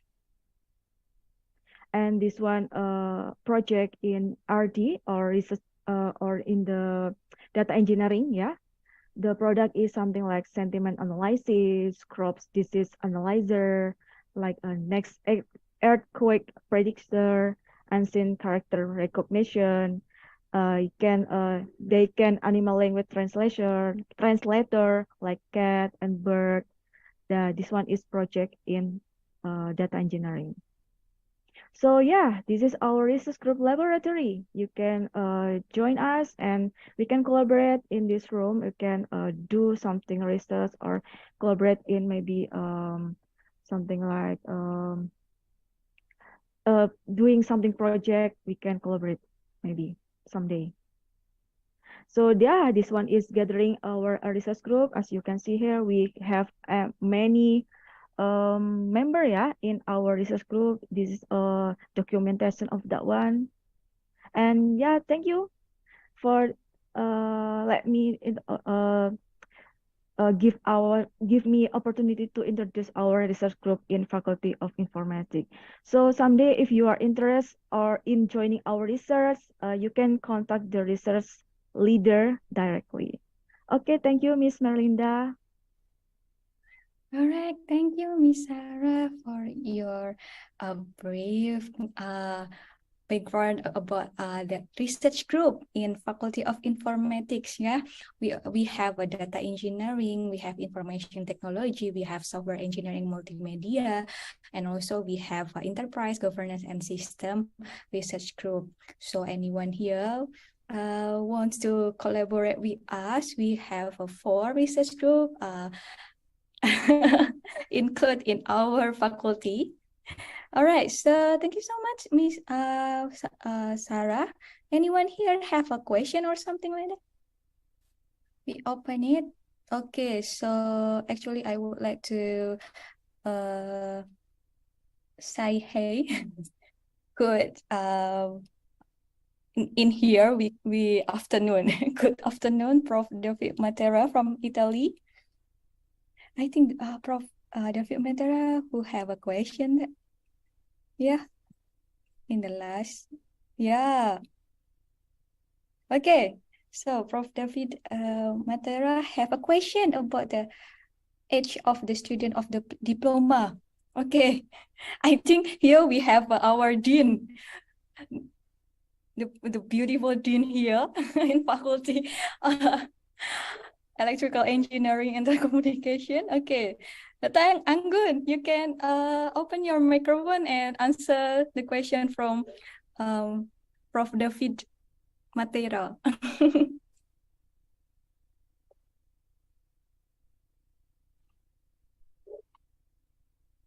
Hi, Melinda. Yeah. Hello, Mr. David. Yeah, maybe Mr. David asked the question about the age of student of the diploma in Institut Teknologi Telkom Purwokerto, right? Yeah, I think all of our student is their age is about 17 until 22, maybe 21. Yeah, I think it's a range of 17 until 21. Mr. David, would you like to come to our campus, to our institution, to our country, maybe? Yes. Have you been? Yes. Have you been here in Indonesia? No, I have not been in Indonesia before. I think it's much useful the telematics to be connected. Otherwise, it will be much difficult for us to join together as we are doing now. Yes, I think I it's. was wondering, you have a 2-stage, first diploma, and then you have a second stage, or is it parallel between the 2 stages between your students? Yeah, in the diploma we have 3 years here for our student to finish their study. But then you have for 2 your years. 3 years. And then after that you have another 2-year programs. Yes, they can continue in the bachelor for 1 or till 3 semester. Yes. It's interesting. We also have a telecommunication degree for 3 + 2 years. Yes, I think for your information that our diploma program is the oldest. Yeah, we have a diploma from 2002. Yes, it's the oldest program. Study program in Institut Teknologi Telkom. Yes. Okay, maybe it's enough. Thank you. Thank Linda? you. Yes. Thank you.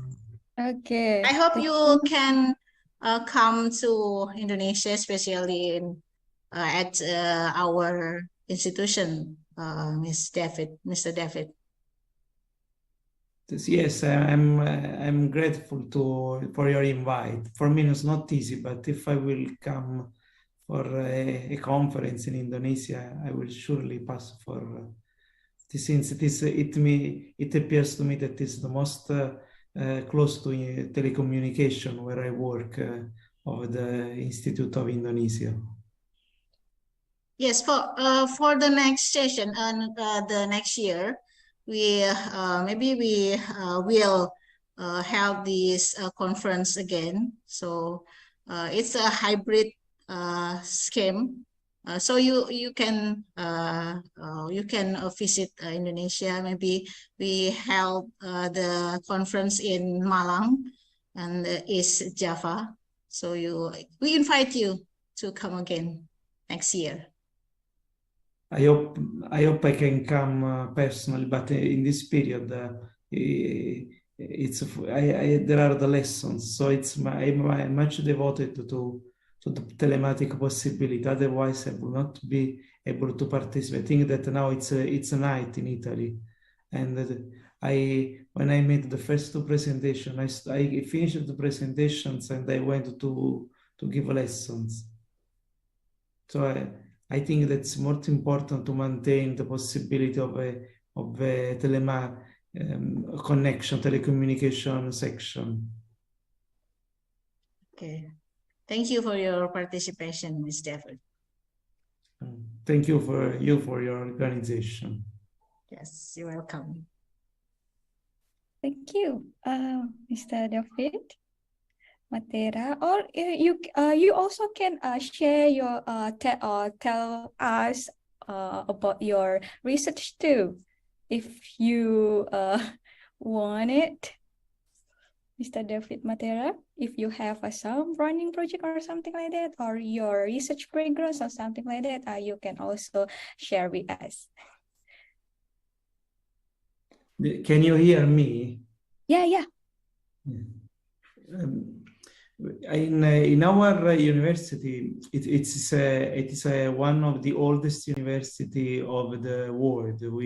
We have 8th century of history, and we gradually included new faculties. I think that the engineering faculty was founded 150 years ago, and we had the first in information technology. We have the first introduction about 50 years ago among the engineering faculty, and telecommunication is one of the oldest of information technology tradition.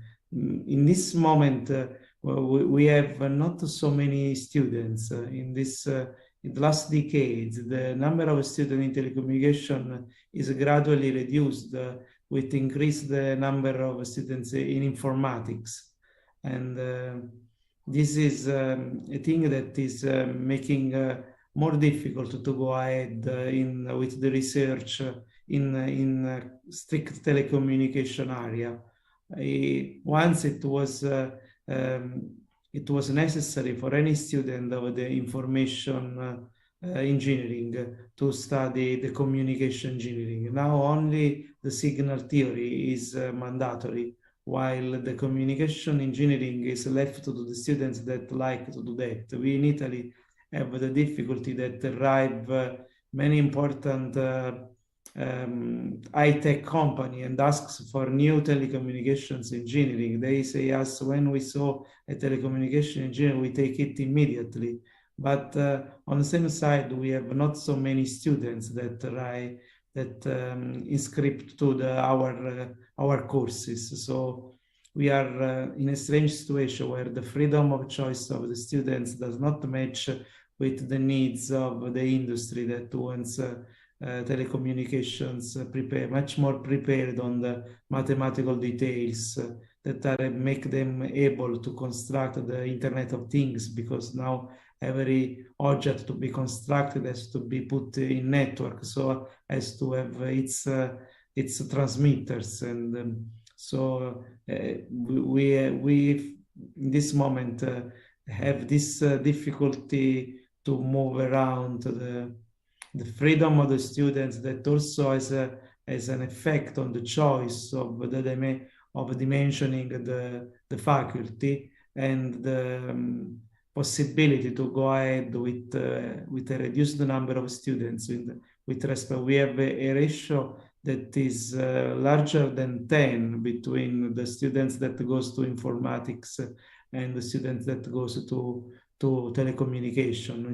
Perhaps it's down to 20, the ratio between us, and we have to go to an equilibrium in this. So this is one of the greatest problems in our department. We have many colleagues that are appreciated in the IEEE World chapter. We have three of them are fellow of the IEEE, and many of them have many connection with the IEEE society. So this is the presentation. I personally work in a small group with the colleague Mario Tanda, and we work about filter bank multi-carrier. We have the idea that in the future the transmission will go back to frequency division multiplexing, where when digital filter bank has solved all the problems of that made abandon the analog filter bank decades ago. Now there are a lot of problems with the timing issues in the standard transceivers, in the multiple access. The timing control is becoming more severe, and so this has made us believe that the filter bank multi-carrier is the true solution. In this point, there is also some debate in the world. A few years ago, I think it was 2015, a group of German professors wrote a manifesto articles where they insisted on the choice for frequency division multiplexing, digital frequency division multiplexing as a final solution instead of time division multiplexing that is still now working when you choose OFDM as a solution for multiple access, as it was done in 5G. So if you have a specific question, I can answer you. Okay, thank you so much, Mr. David Matera. Yeah, it's very interesting. So actually, we have a similar things, yeah, between ITTP and also your universities. We have the old study program, and also in your site is the oldest, yeah, the oldest university. Yes. Oh, okay. Actually, we have a question here from Dr. Anggun. Dr. Anggun said like, In our faculty also experienced a slight decrease in the number of students in the field of telecommunication, and I just found out that in Italy has the same problem. Yeah, actually we have several things that yeah, I already mentioned it. So too, we also have the oldest one, and also we have the similar problem too. I suggest you to take immediately some countermeasure, because we passed from in 20 years from a condition where we have practically the same number of students of informatics to a condition where the ratio is 20 among them.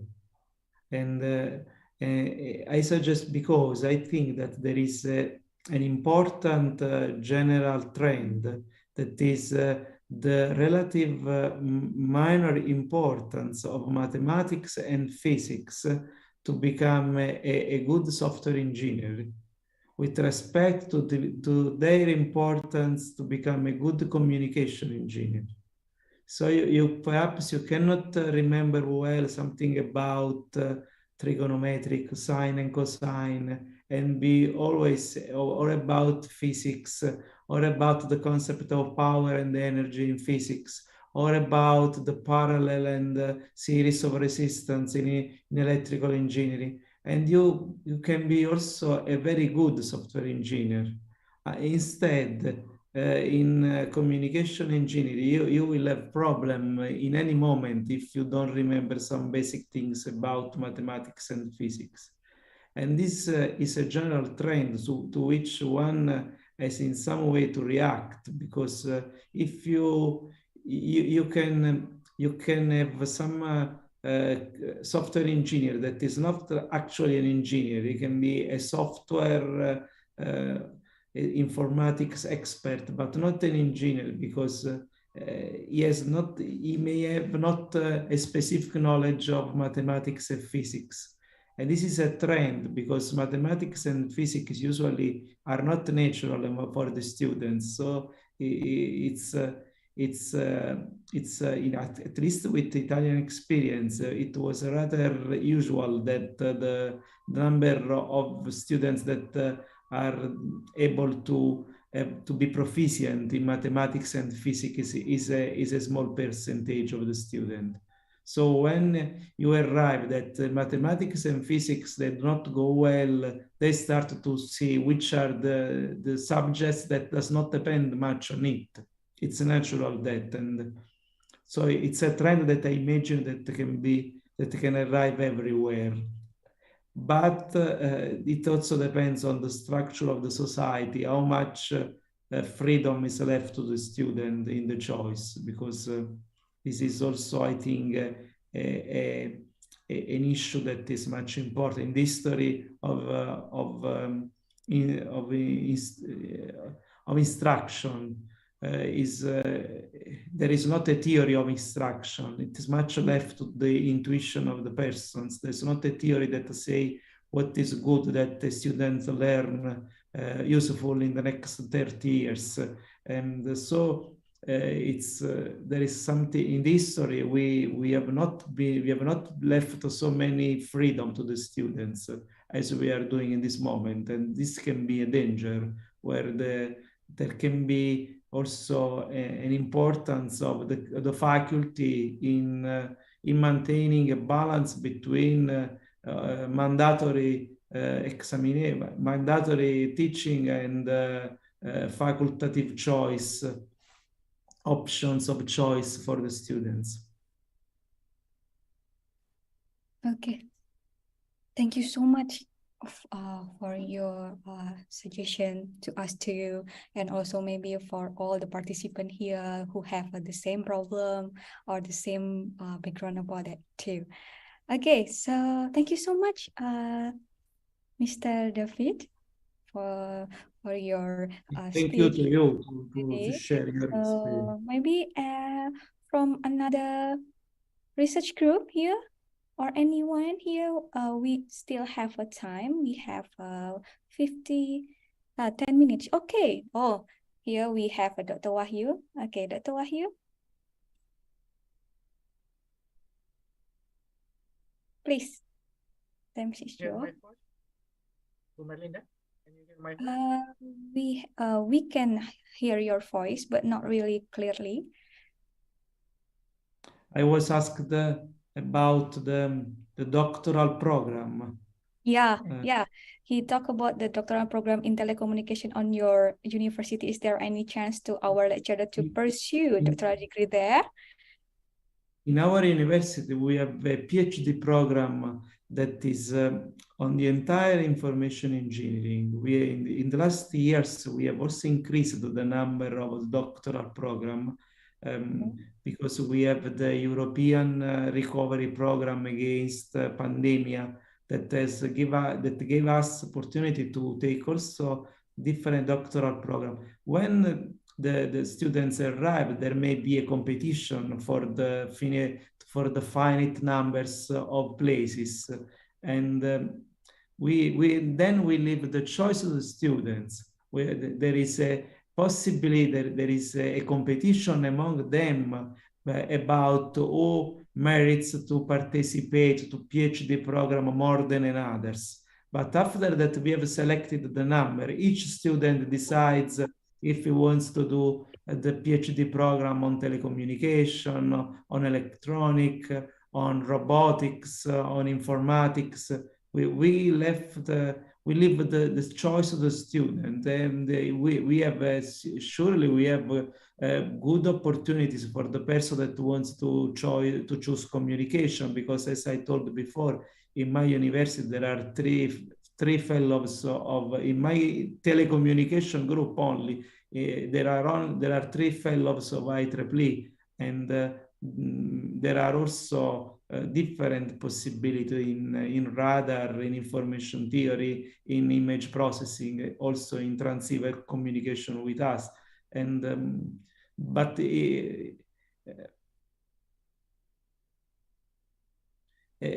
is a chance, any chance to any students that graduate in our university, but not only in our university, everywhere. We take also students that comes from outside Italy. We are open to this possibility, but there is a competition. Actually, the students that come abroad participate to a separate competition to give them more chance to participate, to not be in competition with Italian on an Italian language competition.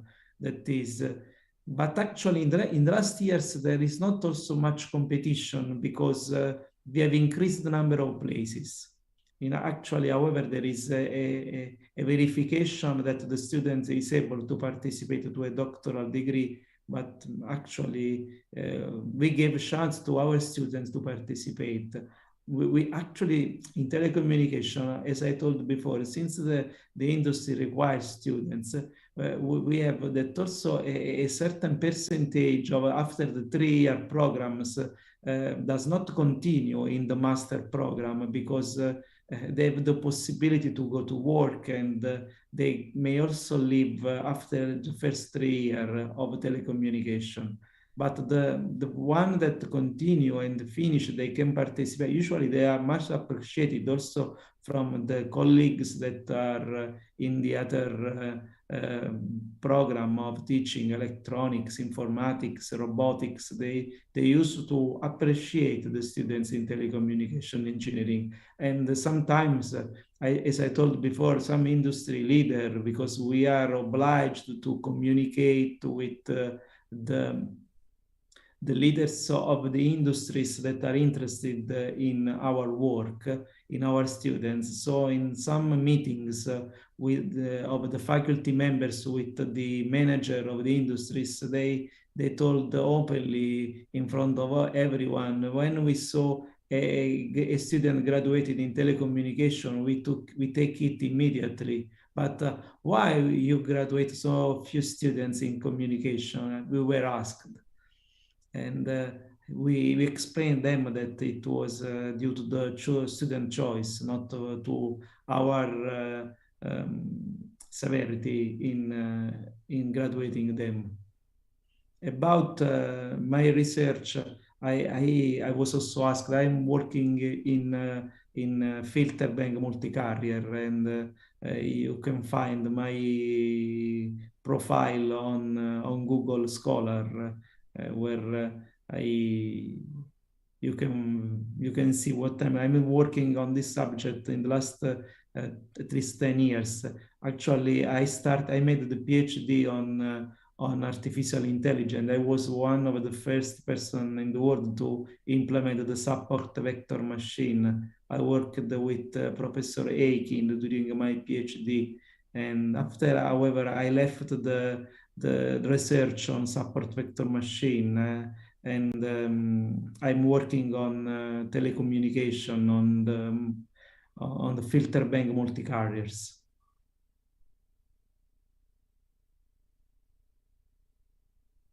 Okay, thank you so much, Mr. David.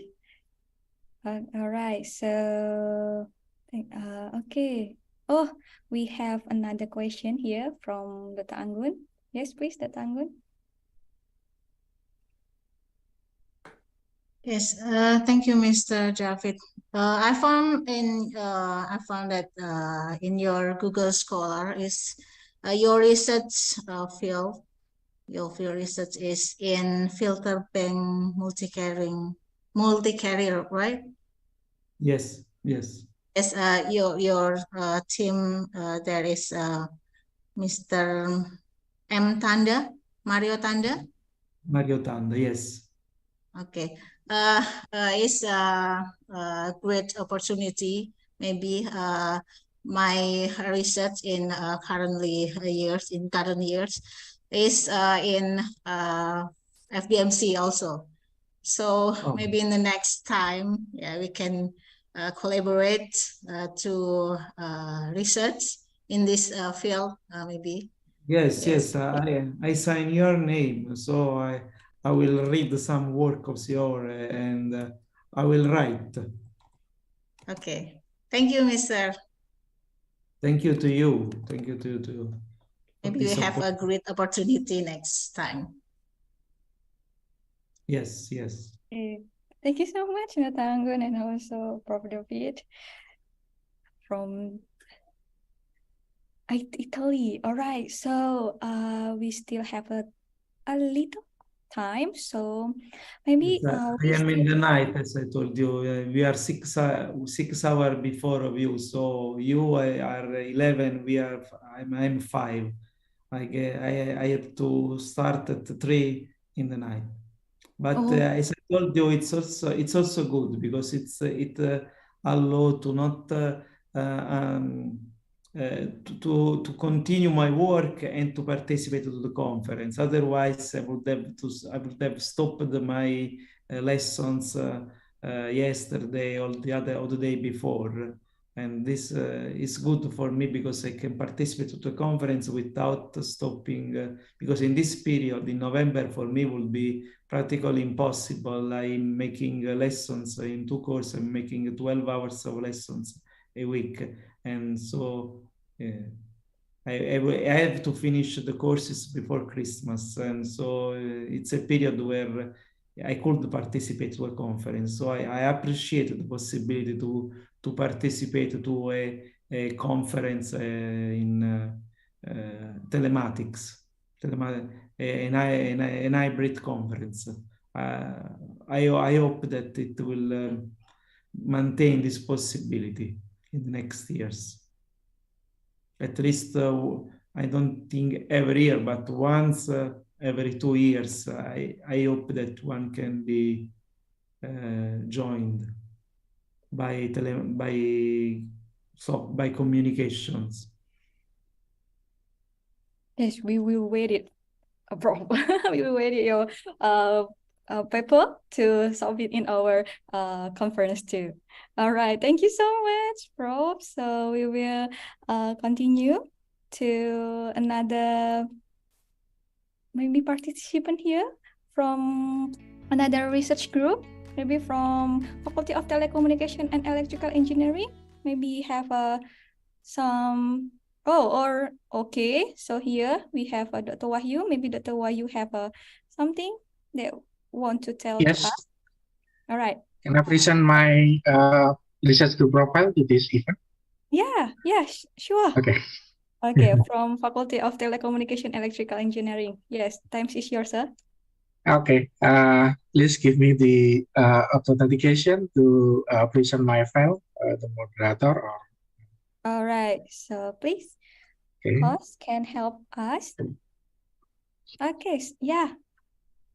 Okay. Already. Yeah, we can see your slide. Thank you, Mbak Melinda. Okay. Okay, ladies and gentlemen, good afternoon, everyone. My name is Wahyu Pamungkas. I came from Wireless and Signal Processing Research Group in Telecommunication and Electrical Engineering Faculty in Institut of Teknologi Telkom Purwokerto. We'd like to introduce our research group profile to all of you in order to give the opportunity maybe in the next year or the next month to collaborate or cooperate with the in research or something like that. Okay, the scope of our research is on cellular communication, especially in 5G communication, otherwise in satellite and radar navigation, or we have also a vehicular communication research group and antenna propagation research group, and we have also a biomedical processing research group, and some of our researcher or our lecturer is focusing on signal processing research group. Okay, in order to conduct the research, we have support some laboratory. There are physical laboratory which is conducting antenna and propagation research group here, and we have also VSAT lab, which is maybe this is the one and only university that have very small aperture terminal connected to the satellite Telkom 4 to conduct the research and practical for the student. Okay, this is the satellite communication research group belong in VSAT laboratory. The next is in signal processing laboratory. There are two research group stand there. One is the Hexacom research group, which is focusing on 5G communication, and the last is the signal processing research group. Okay, the next is in communication system laboratorium. We have vehicular. I think your slide not move on. Okay. Yeah, we still in this first slide. You see it? Okay. Well, sorry. Okay.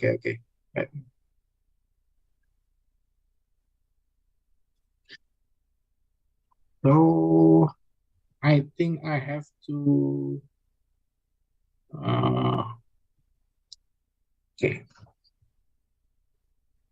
Okay, I will repeat the slide from the first slide. Okay, have you seen my slide moving, Miss Melinda? Yeah. Okay. Yeah. Okay, thank you. Okay, in our research scope, there are 6 scopes in our research. The first is cellular communication, especially in 5G communication. There are also satellite and radar navigation and vehicular communication and antenna propagation, biomedical processing, and also some of our lecture is focusing on signal processing in wireless communication. Okay, the laboratorium that support our activity, there are 5 laboratorium that is physical laboratorium which supporting in antenna and propagation research group. And I have already told you that maybe our university is the one and only university in Indonesia that has or have very small aperture terminal or satellite communication research group with live connection to the satellite Telkom 4. And the next is Signal Processing Laboratorium, which conducting research in 5G communication, held by Hexacom Research Group. And the other one is Signal Processing Research Group, is on Laboratorium of Signal Processing. The next is Communication System Laboratorium, which is conduct the Vehicular Ad Hoc Network Research Group, or Vehicular Communication. And also we have Wireless and Channel Coding Research Group. Maybe Prof. David Matra is also interested in this area. Okay, the last one is Biomedical Laboratorium to conduct the Biomedical Research Group. Okay.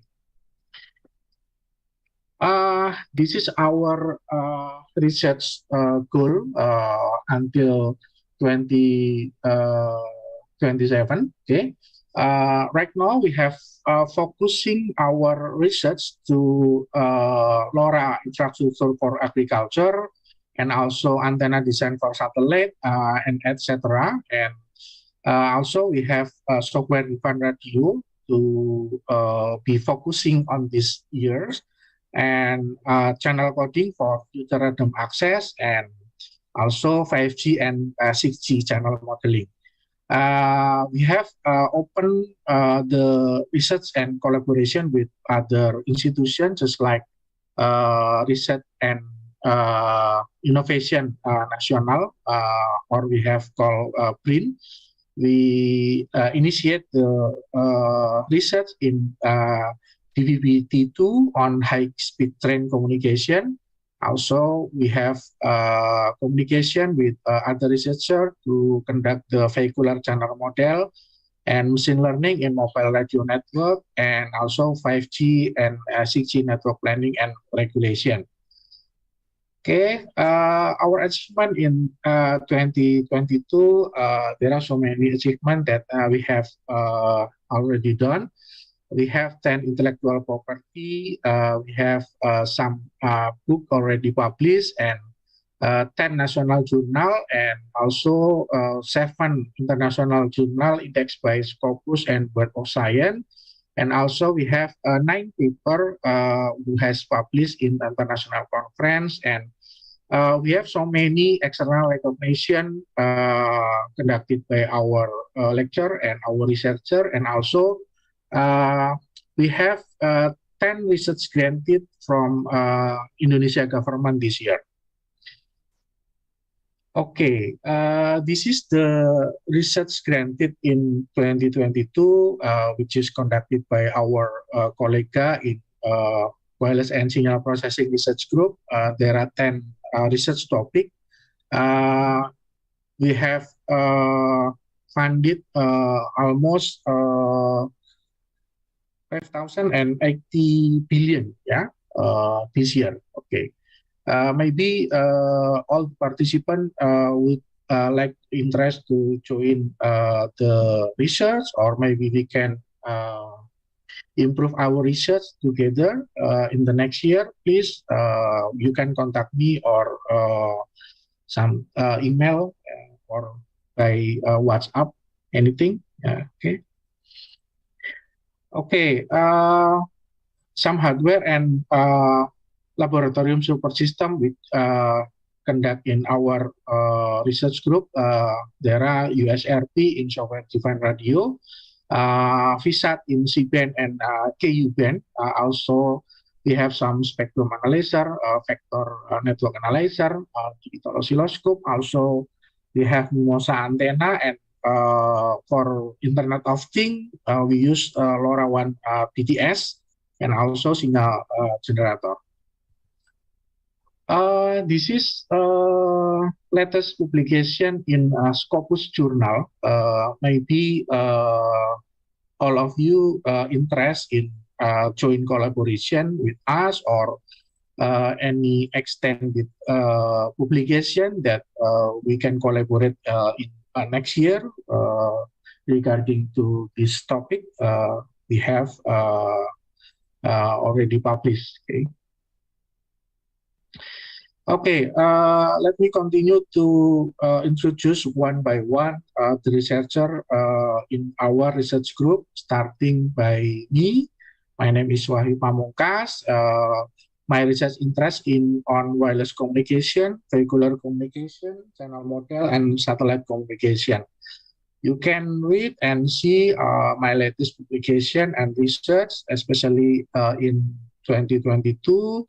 The latest publication and my research is in number 4 and number 6, also in number 5. Okay. The next is Bu Solehah Larasati. She is also attend in this conference. Okay, research interest in wireless communication, information theory, channel model, and also cellular communication. Next is Bu Kholidiah Maskuro. Is research interest in channel coding, watermarking, and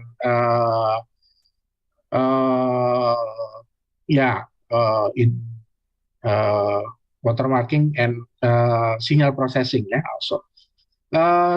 She has pursued the doctoral degree in electrical engineering in Bandung, right now. The next is Mas Dodi Zulherman.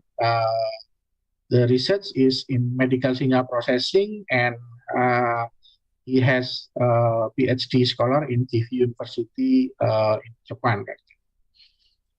The next researcher is Mr. Ahmad Rizal Dansya. His research interest in wireless communication system. Right now, he pursued the doctoral program in electrical engineering in ITS Surabaya. The next one is Mas Rahmat Widadi. His research interest in digital signal processing, artificial neural network, AEEC signal processing, and you can see the latest publication and his research. There are 5 he has stated in this slide. Okay, our next researcher is Dr. Alvin Hikmatur Rahman. He's also the chair of this conference. Research interest in wireless communication, telecommunication company management and regulation. Okay, the latest publication you can see. He also conduct as industrial consultant and telco trainer. Okay, the next is Muhammad Panji Kusuma Praja. The research interest in wireless communication and antenna publication. The next is Mas Muntako Alvin Amanaf. Research interest in wireless communication, especially in Internet of Things. He has now pursued his doctoral degree in ITS Surabaya. Okay, the next one is Bu Reni Dia Wahyuningrum. Research interest is on wireless communication and especially in channel model. The next one is Mas Agung Wicaksono. His research interest in wireless communication, artificial intelligence, Internet of Things, radio communication, and also fiber optic. He has also gained the competency certification from Huawei and become the trainer telecommunication industry in Huawei also. The next one is Khaironi Ama. Okay, he has Ms. Khaironi Ama is the treasurer of our conference, right now. Her research interest is on wireless communication, cellular communication, and also the channel model wireless communication. Okay, the next one is our dean, Dr. Anggun Fitrianis Nawati. Her research interest in wireless or cellular communication, especially in game theory, multi-carrier technology, also in FPMC, channel estimation, channel model for 5G communication. Okay. The next one is Mas Zain Hani Pradana. His research interest in wireless communication, cellular communication, and also image processing. Then this is Miss Cinta Romadona. Her research interest in wireless communication and antenna propagation, and also in Internet of Things. Okay, this is Pak Petrus Karawai Goran. His research interest is on antenna propagation, wireless and cellular communication, low power wide area network, and also in satellite and fiber optic communication. Okay, this is Mas Eka Setianugraha. his research interest is in antenna and propagation, low power wide area network, and also in satellite communication. He's got his scholarship in electrical engineering in University of Indonesia, Jakarta. Okay, last but not least, this is our senior member of researcher, Pak Imam Muhammadi Pradono Budi. He retired from PT Telkom Satellite and become our lecturer. His research interest is in satellite communication system and optical fiber communication, especially in SDH and DWDM. Okay. Okay, thank you. That's all I've got to present to all of you. We hope we can join and get the collaboration together. Thank you, Mbak Marlinda. Okay, thank you so much, Doctor. So, yeah, actually, we have a limitation of the time, but if any the participant here also wants to collaborate with us, we really okay, sorry. All right. Oh, okay. Thank you so much, Doctor. Okay, can you hear me, my voice? Oh, suddenly I got the mute one. All right. So thank you so much because we have the limitation of the time. So we will continue to the another session. So for further information, you can directly contact us through the committee or international office email or directly to our research group here. So we hope that we can be connecting with each other through this conference. We can do collaboration in research or other institution project or activity. So we can collaborate to each other. We can connecting the dots from this conference. So distinguished speaker, ladies and gentlemen, before we begin the awarding session, we would like to invite all the participants to take a picture first. For those of you who did not turn the camera yet, please turn on your camera first. And please be ready to take a picture starting now. The committee will take your picture page by page, so please be ready and hold your smile for a while.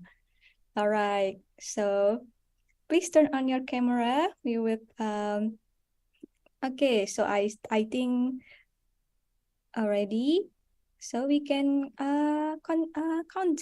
All right, 3, 2, 1, please hold your smile. All right, so on the next page. All right, please open your camera, turn on your camera first. Okay, some of you may be in the room or in your home. All right, please hold your smile for a while. And 3, 2, 1. All right, so I think it's enough. Or we still have a, okay, we still have. Okay. Yeah, thank you so much. So we will continue for the awarding session. For the first awarding session, I would like to announce the best paper of the IEEE ComNetSat 2022. So before I announce the award, I would like to invite Dr. Anggun Fitra Disnawati as a general co-chair to give the certificate. So Dr. Anggun, all right, okay, you're ready. Yeah. So the first one, I would like to give for the track Data Science and Artificial Intelligence for the best paper of the IEEE ComSoc 2022. The best paper is a Bill Van Ricardo Zaluku, Ari Wahyu Wijayanto, Muhammad Iqbal Habibi with the title Marine Vessel Detection on Very High Resolution Remote Sensing Optical Satellite. Alright, thank you. Congratulations. Alright, for the next track, we have Network and Information Technology. The guest paper is from Samuel Benfati Ivano Donadi, Elvina Indulina, Leonardo Badia, with the title Quality Control Through Game Theory of a Cascading Multi-Robot Machine Vision System. Congratulations.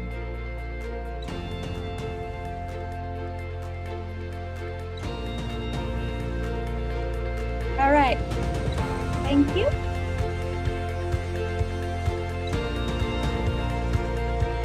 For the next track, Broadband and Photonics and Satellite.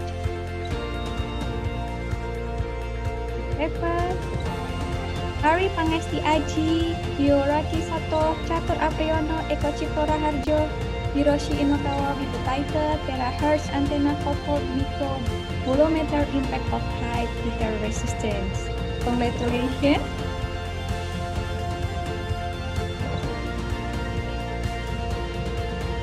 All right. Thank you. For last but not least, for the best paper in IEEE ComSoc 2022. For the track communication, the paper from Mohammed Hamuda and T. Aaron Gulliver with title Leo Satellite Authentication using Physical Layer Feature with Support Vector Machine.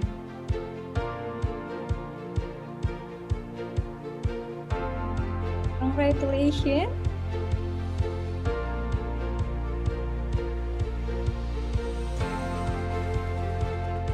Okay, thank you for waiting. So for the second awarding session, we would like to announce the best presenter of the 11 IEEE ComSoc 2022. So we will move on to another awardee. For the best presenter, the track Data Science and Artificial Intelligence. The name of the presenter is Mimi Chen from Universitas Widya Dharma Pontianak, Indonesia. Title Assemble of the Distance Correlation Based on and Entropy Based Sensor Selection for the Match Detection. Alright, thank you. Congratulations.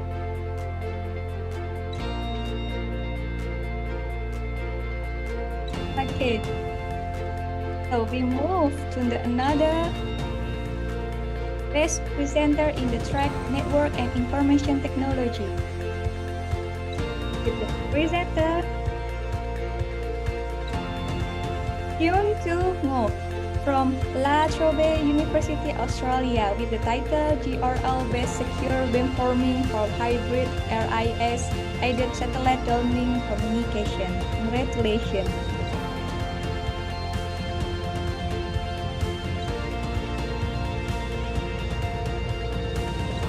All right. So we move to another track, Broadband and Photonics and Satellite, with the presenter Kaiwei Wang from Research Institute China Electronic Technology Group Corporation China, with the title Energy Efficient Cooperative Strategy over LEO Satellite Internet of Things. Congratulations.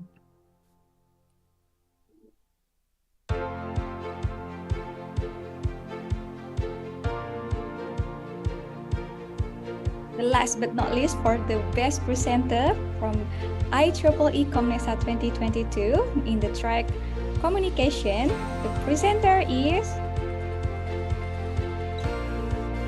Megamanoj Makena from International Institute of Information of Technology, Hyderabad, India, with the title Trajectory and Power Optimization for Buffer Assisted Apply, Phi, and Forward UIV Relay. All right, congratulations.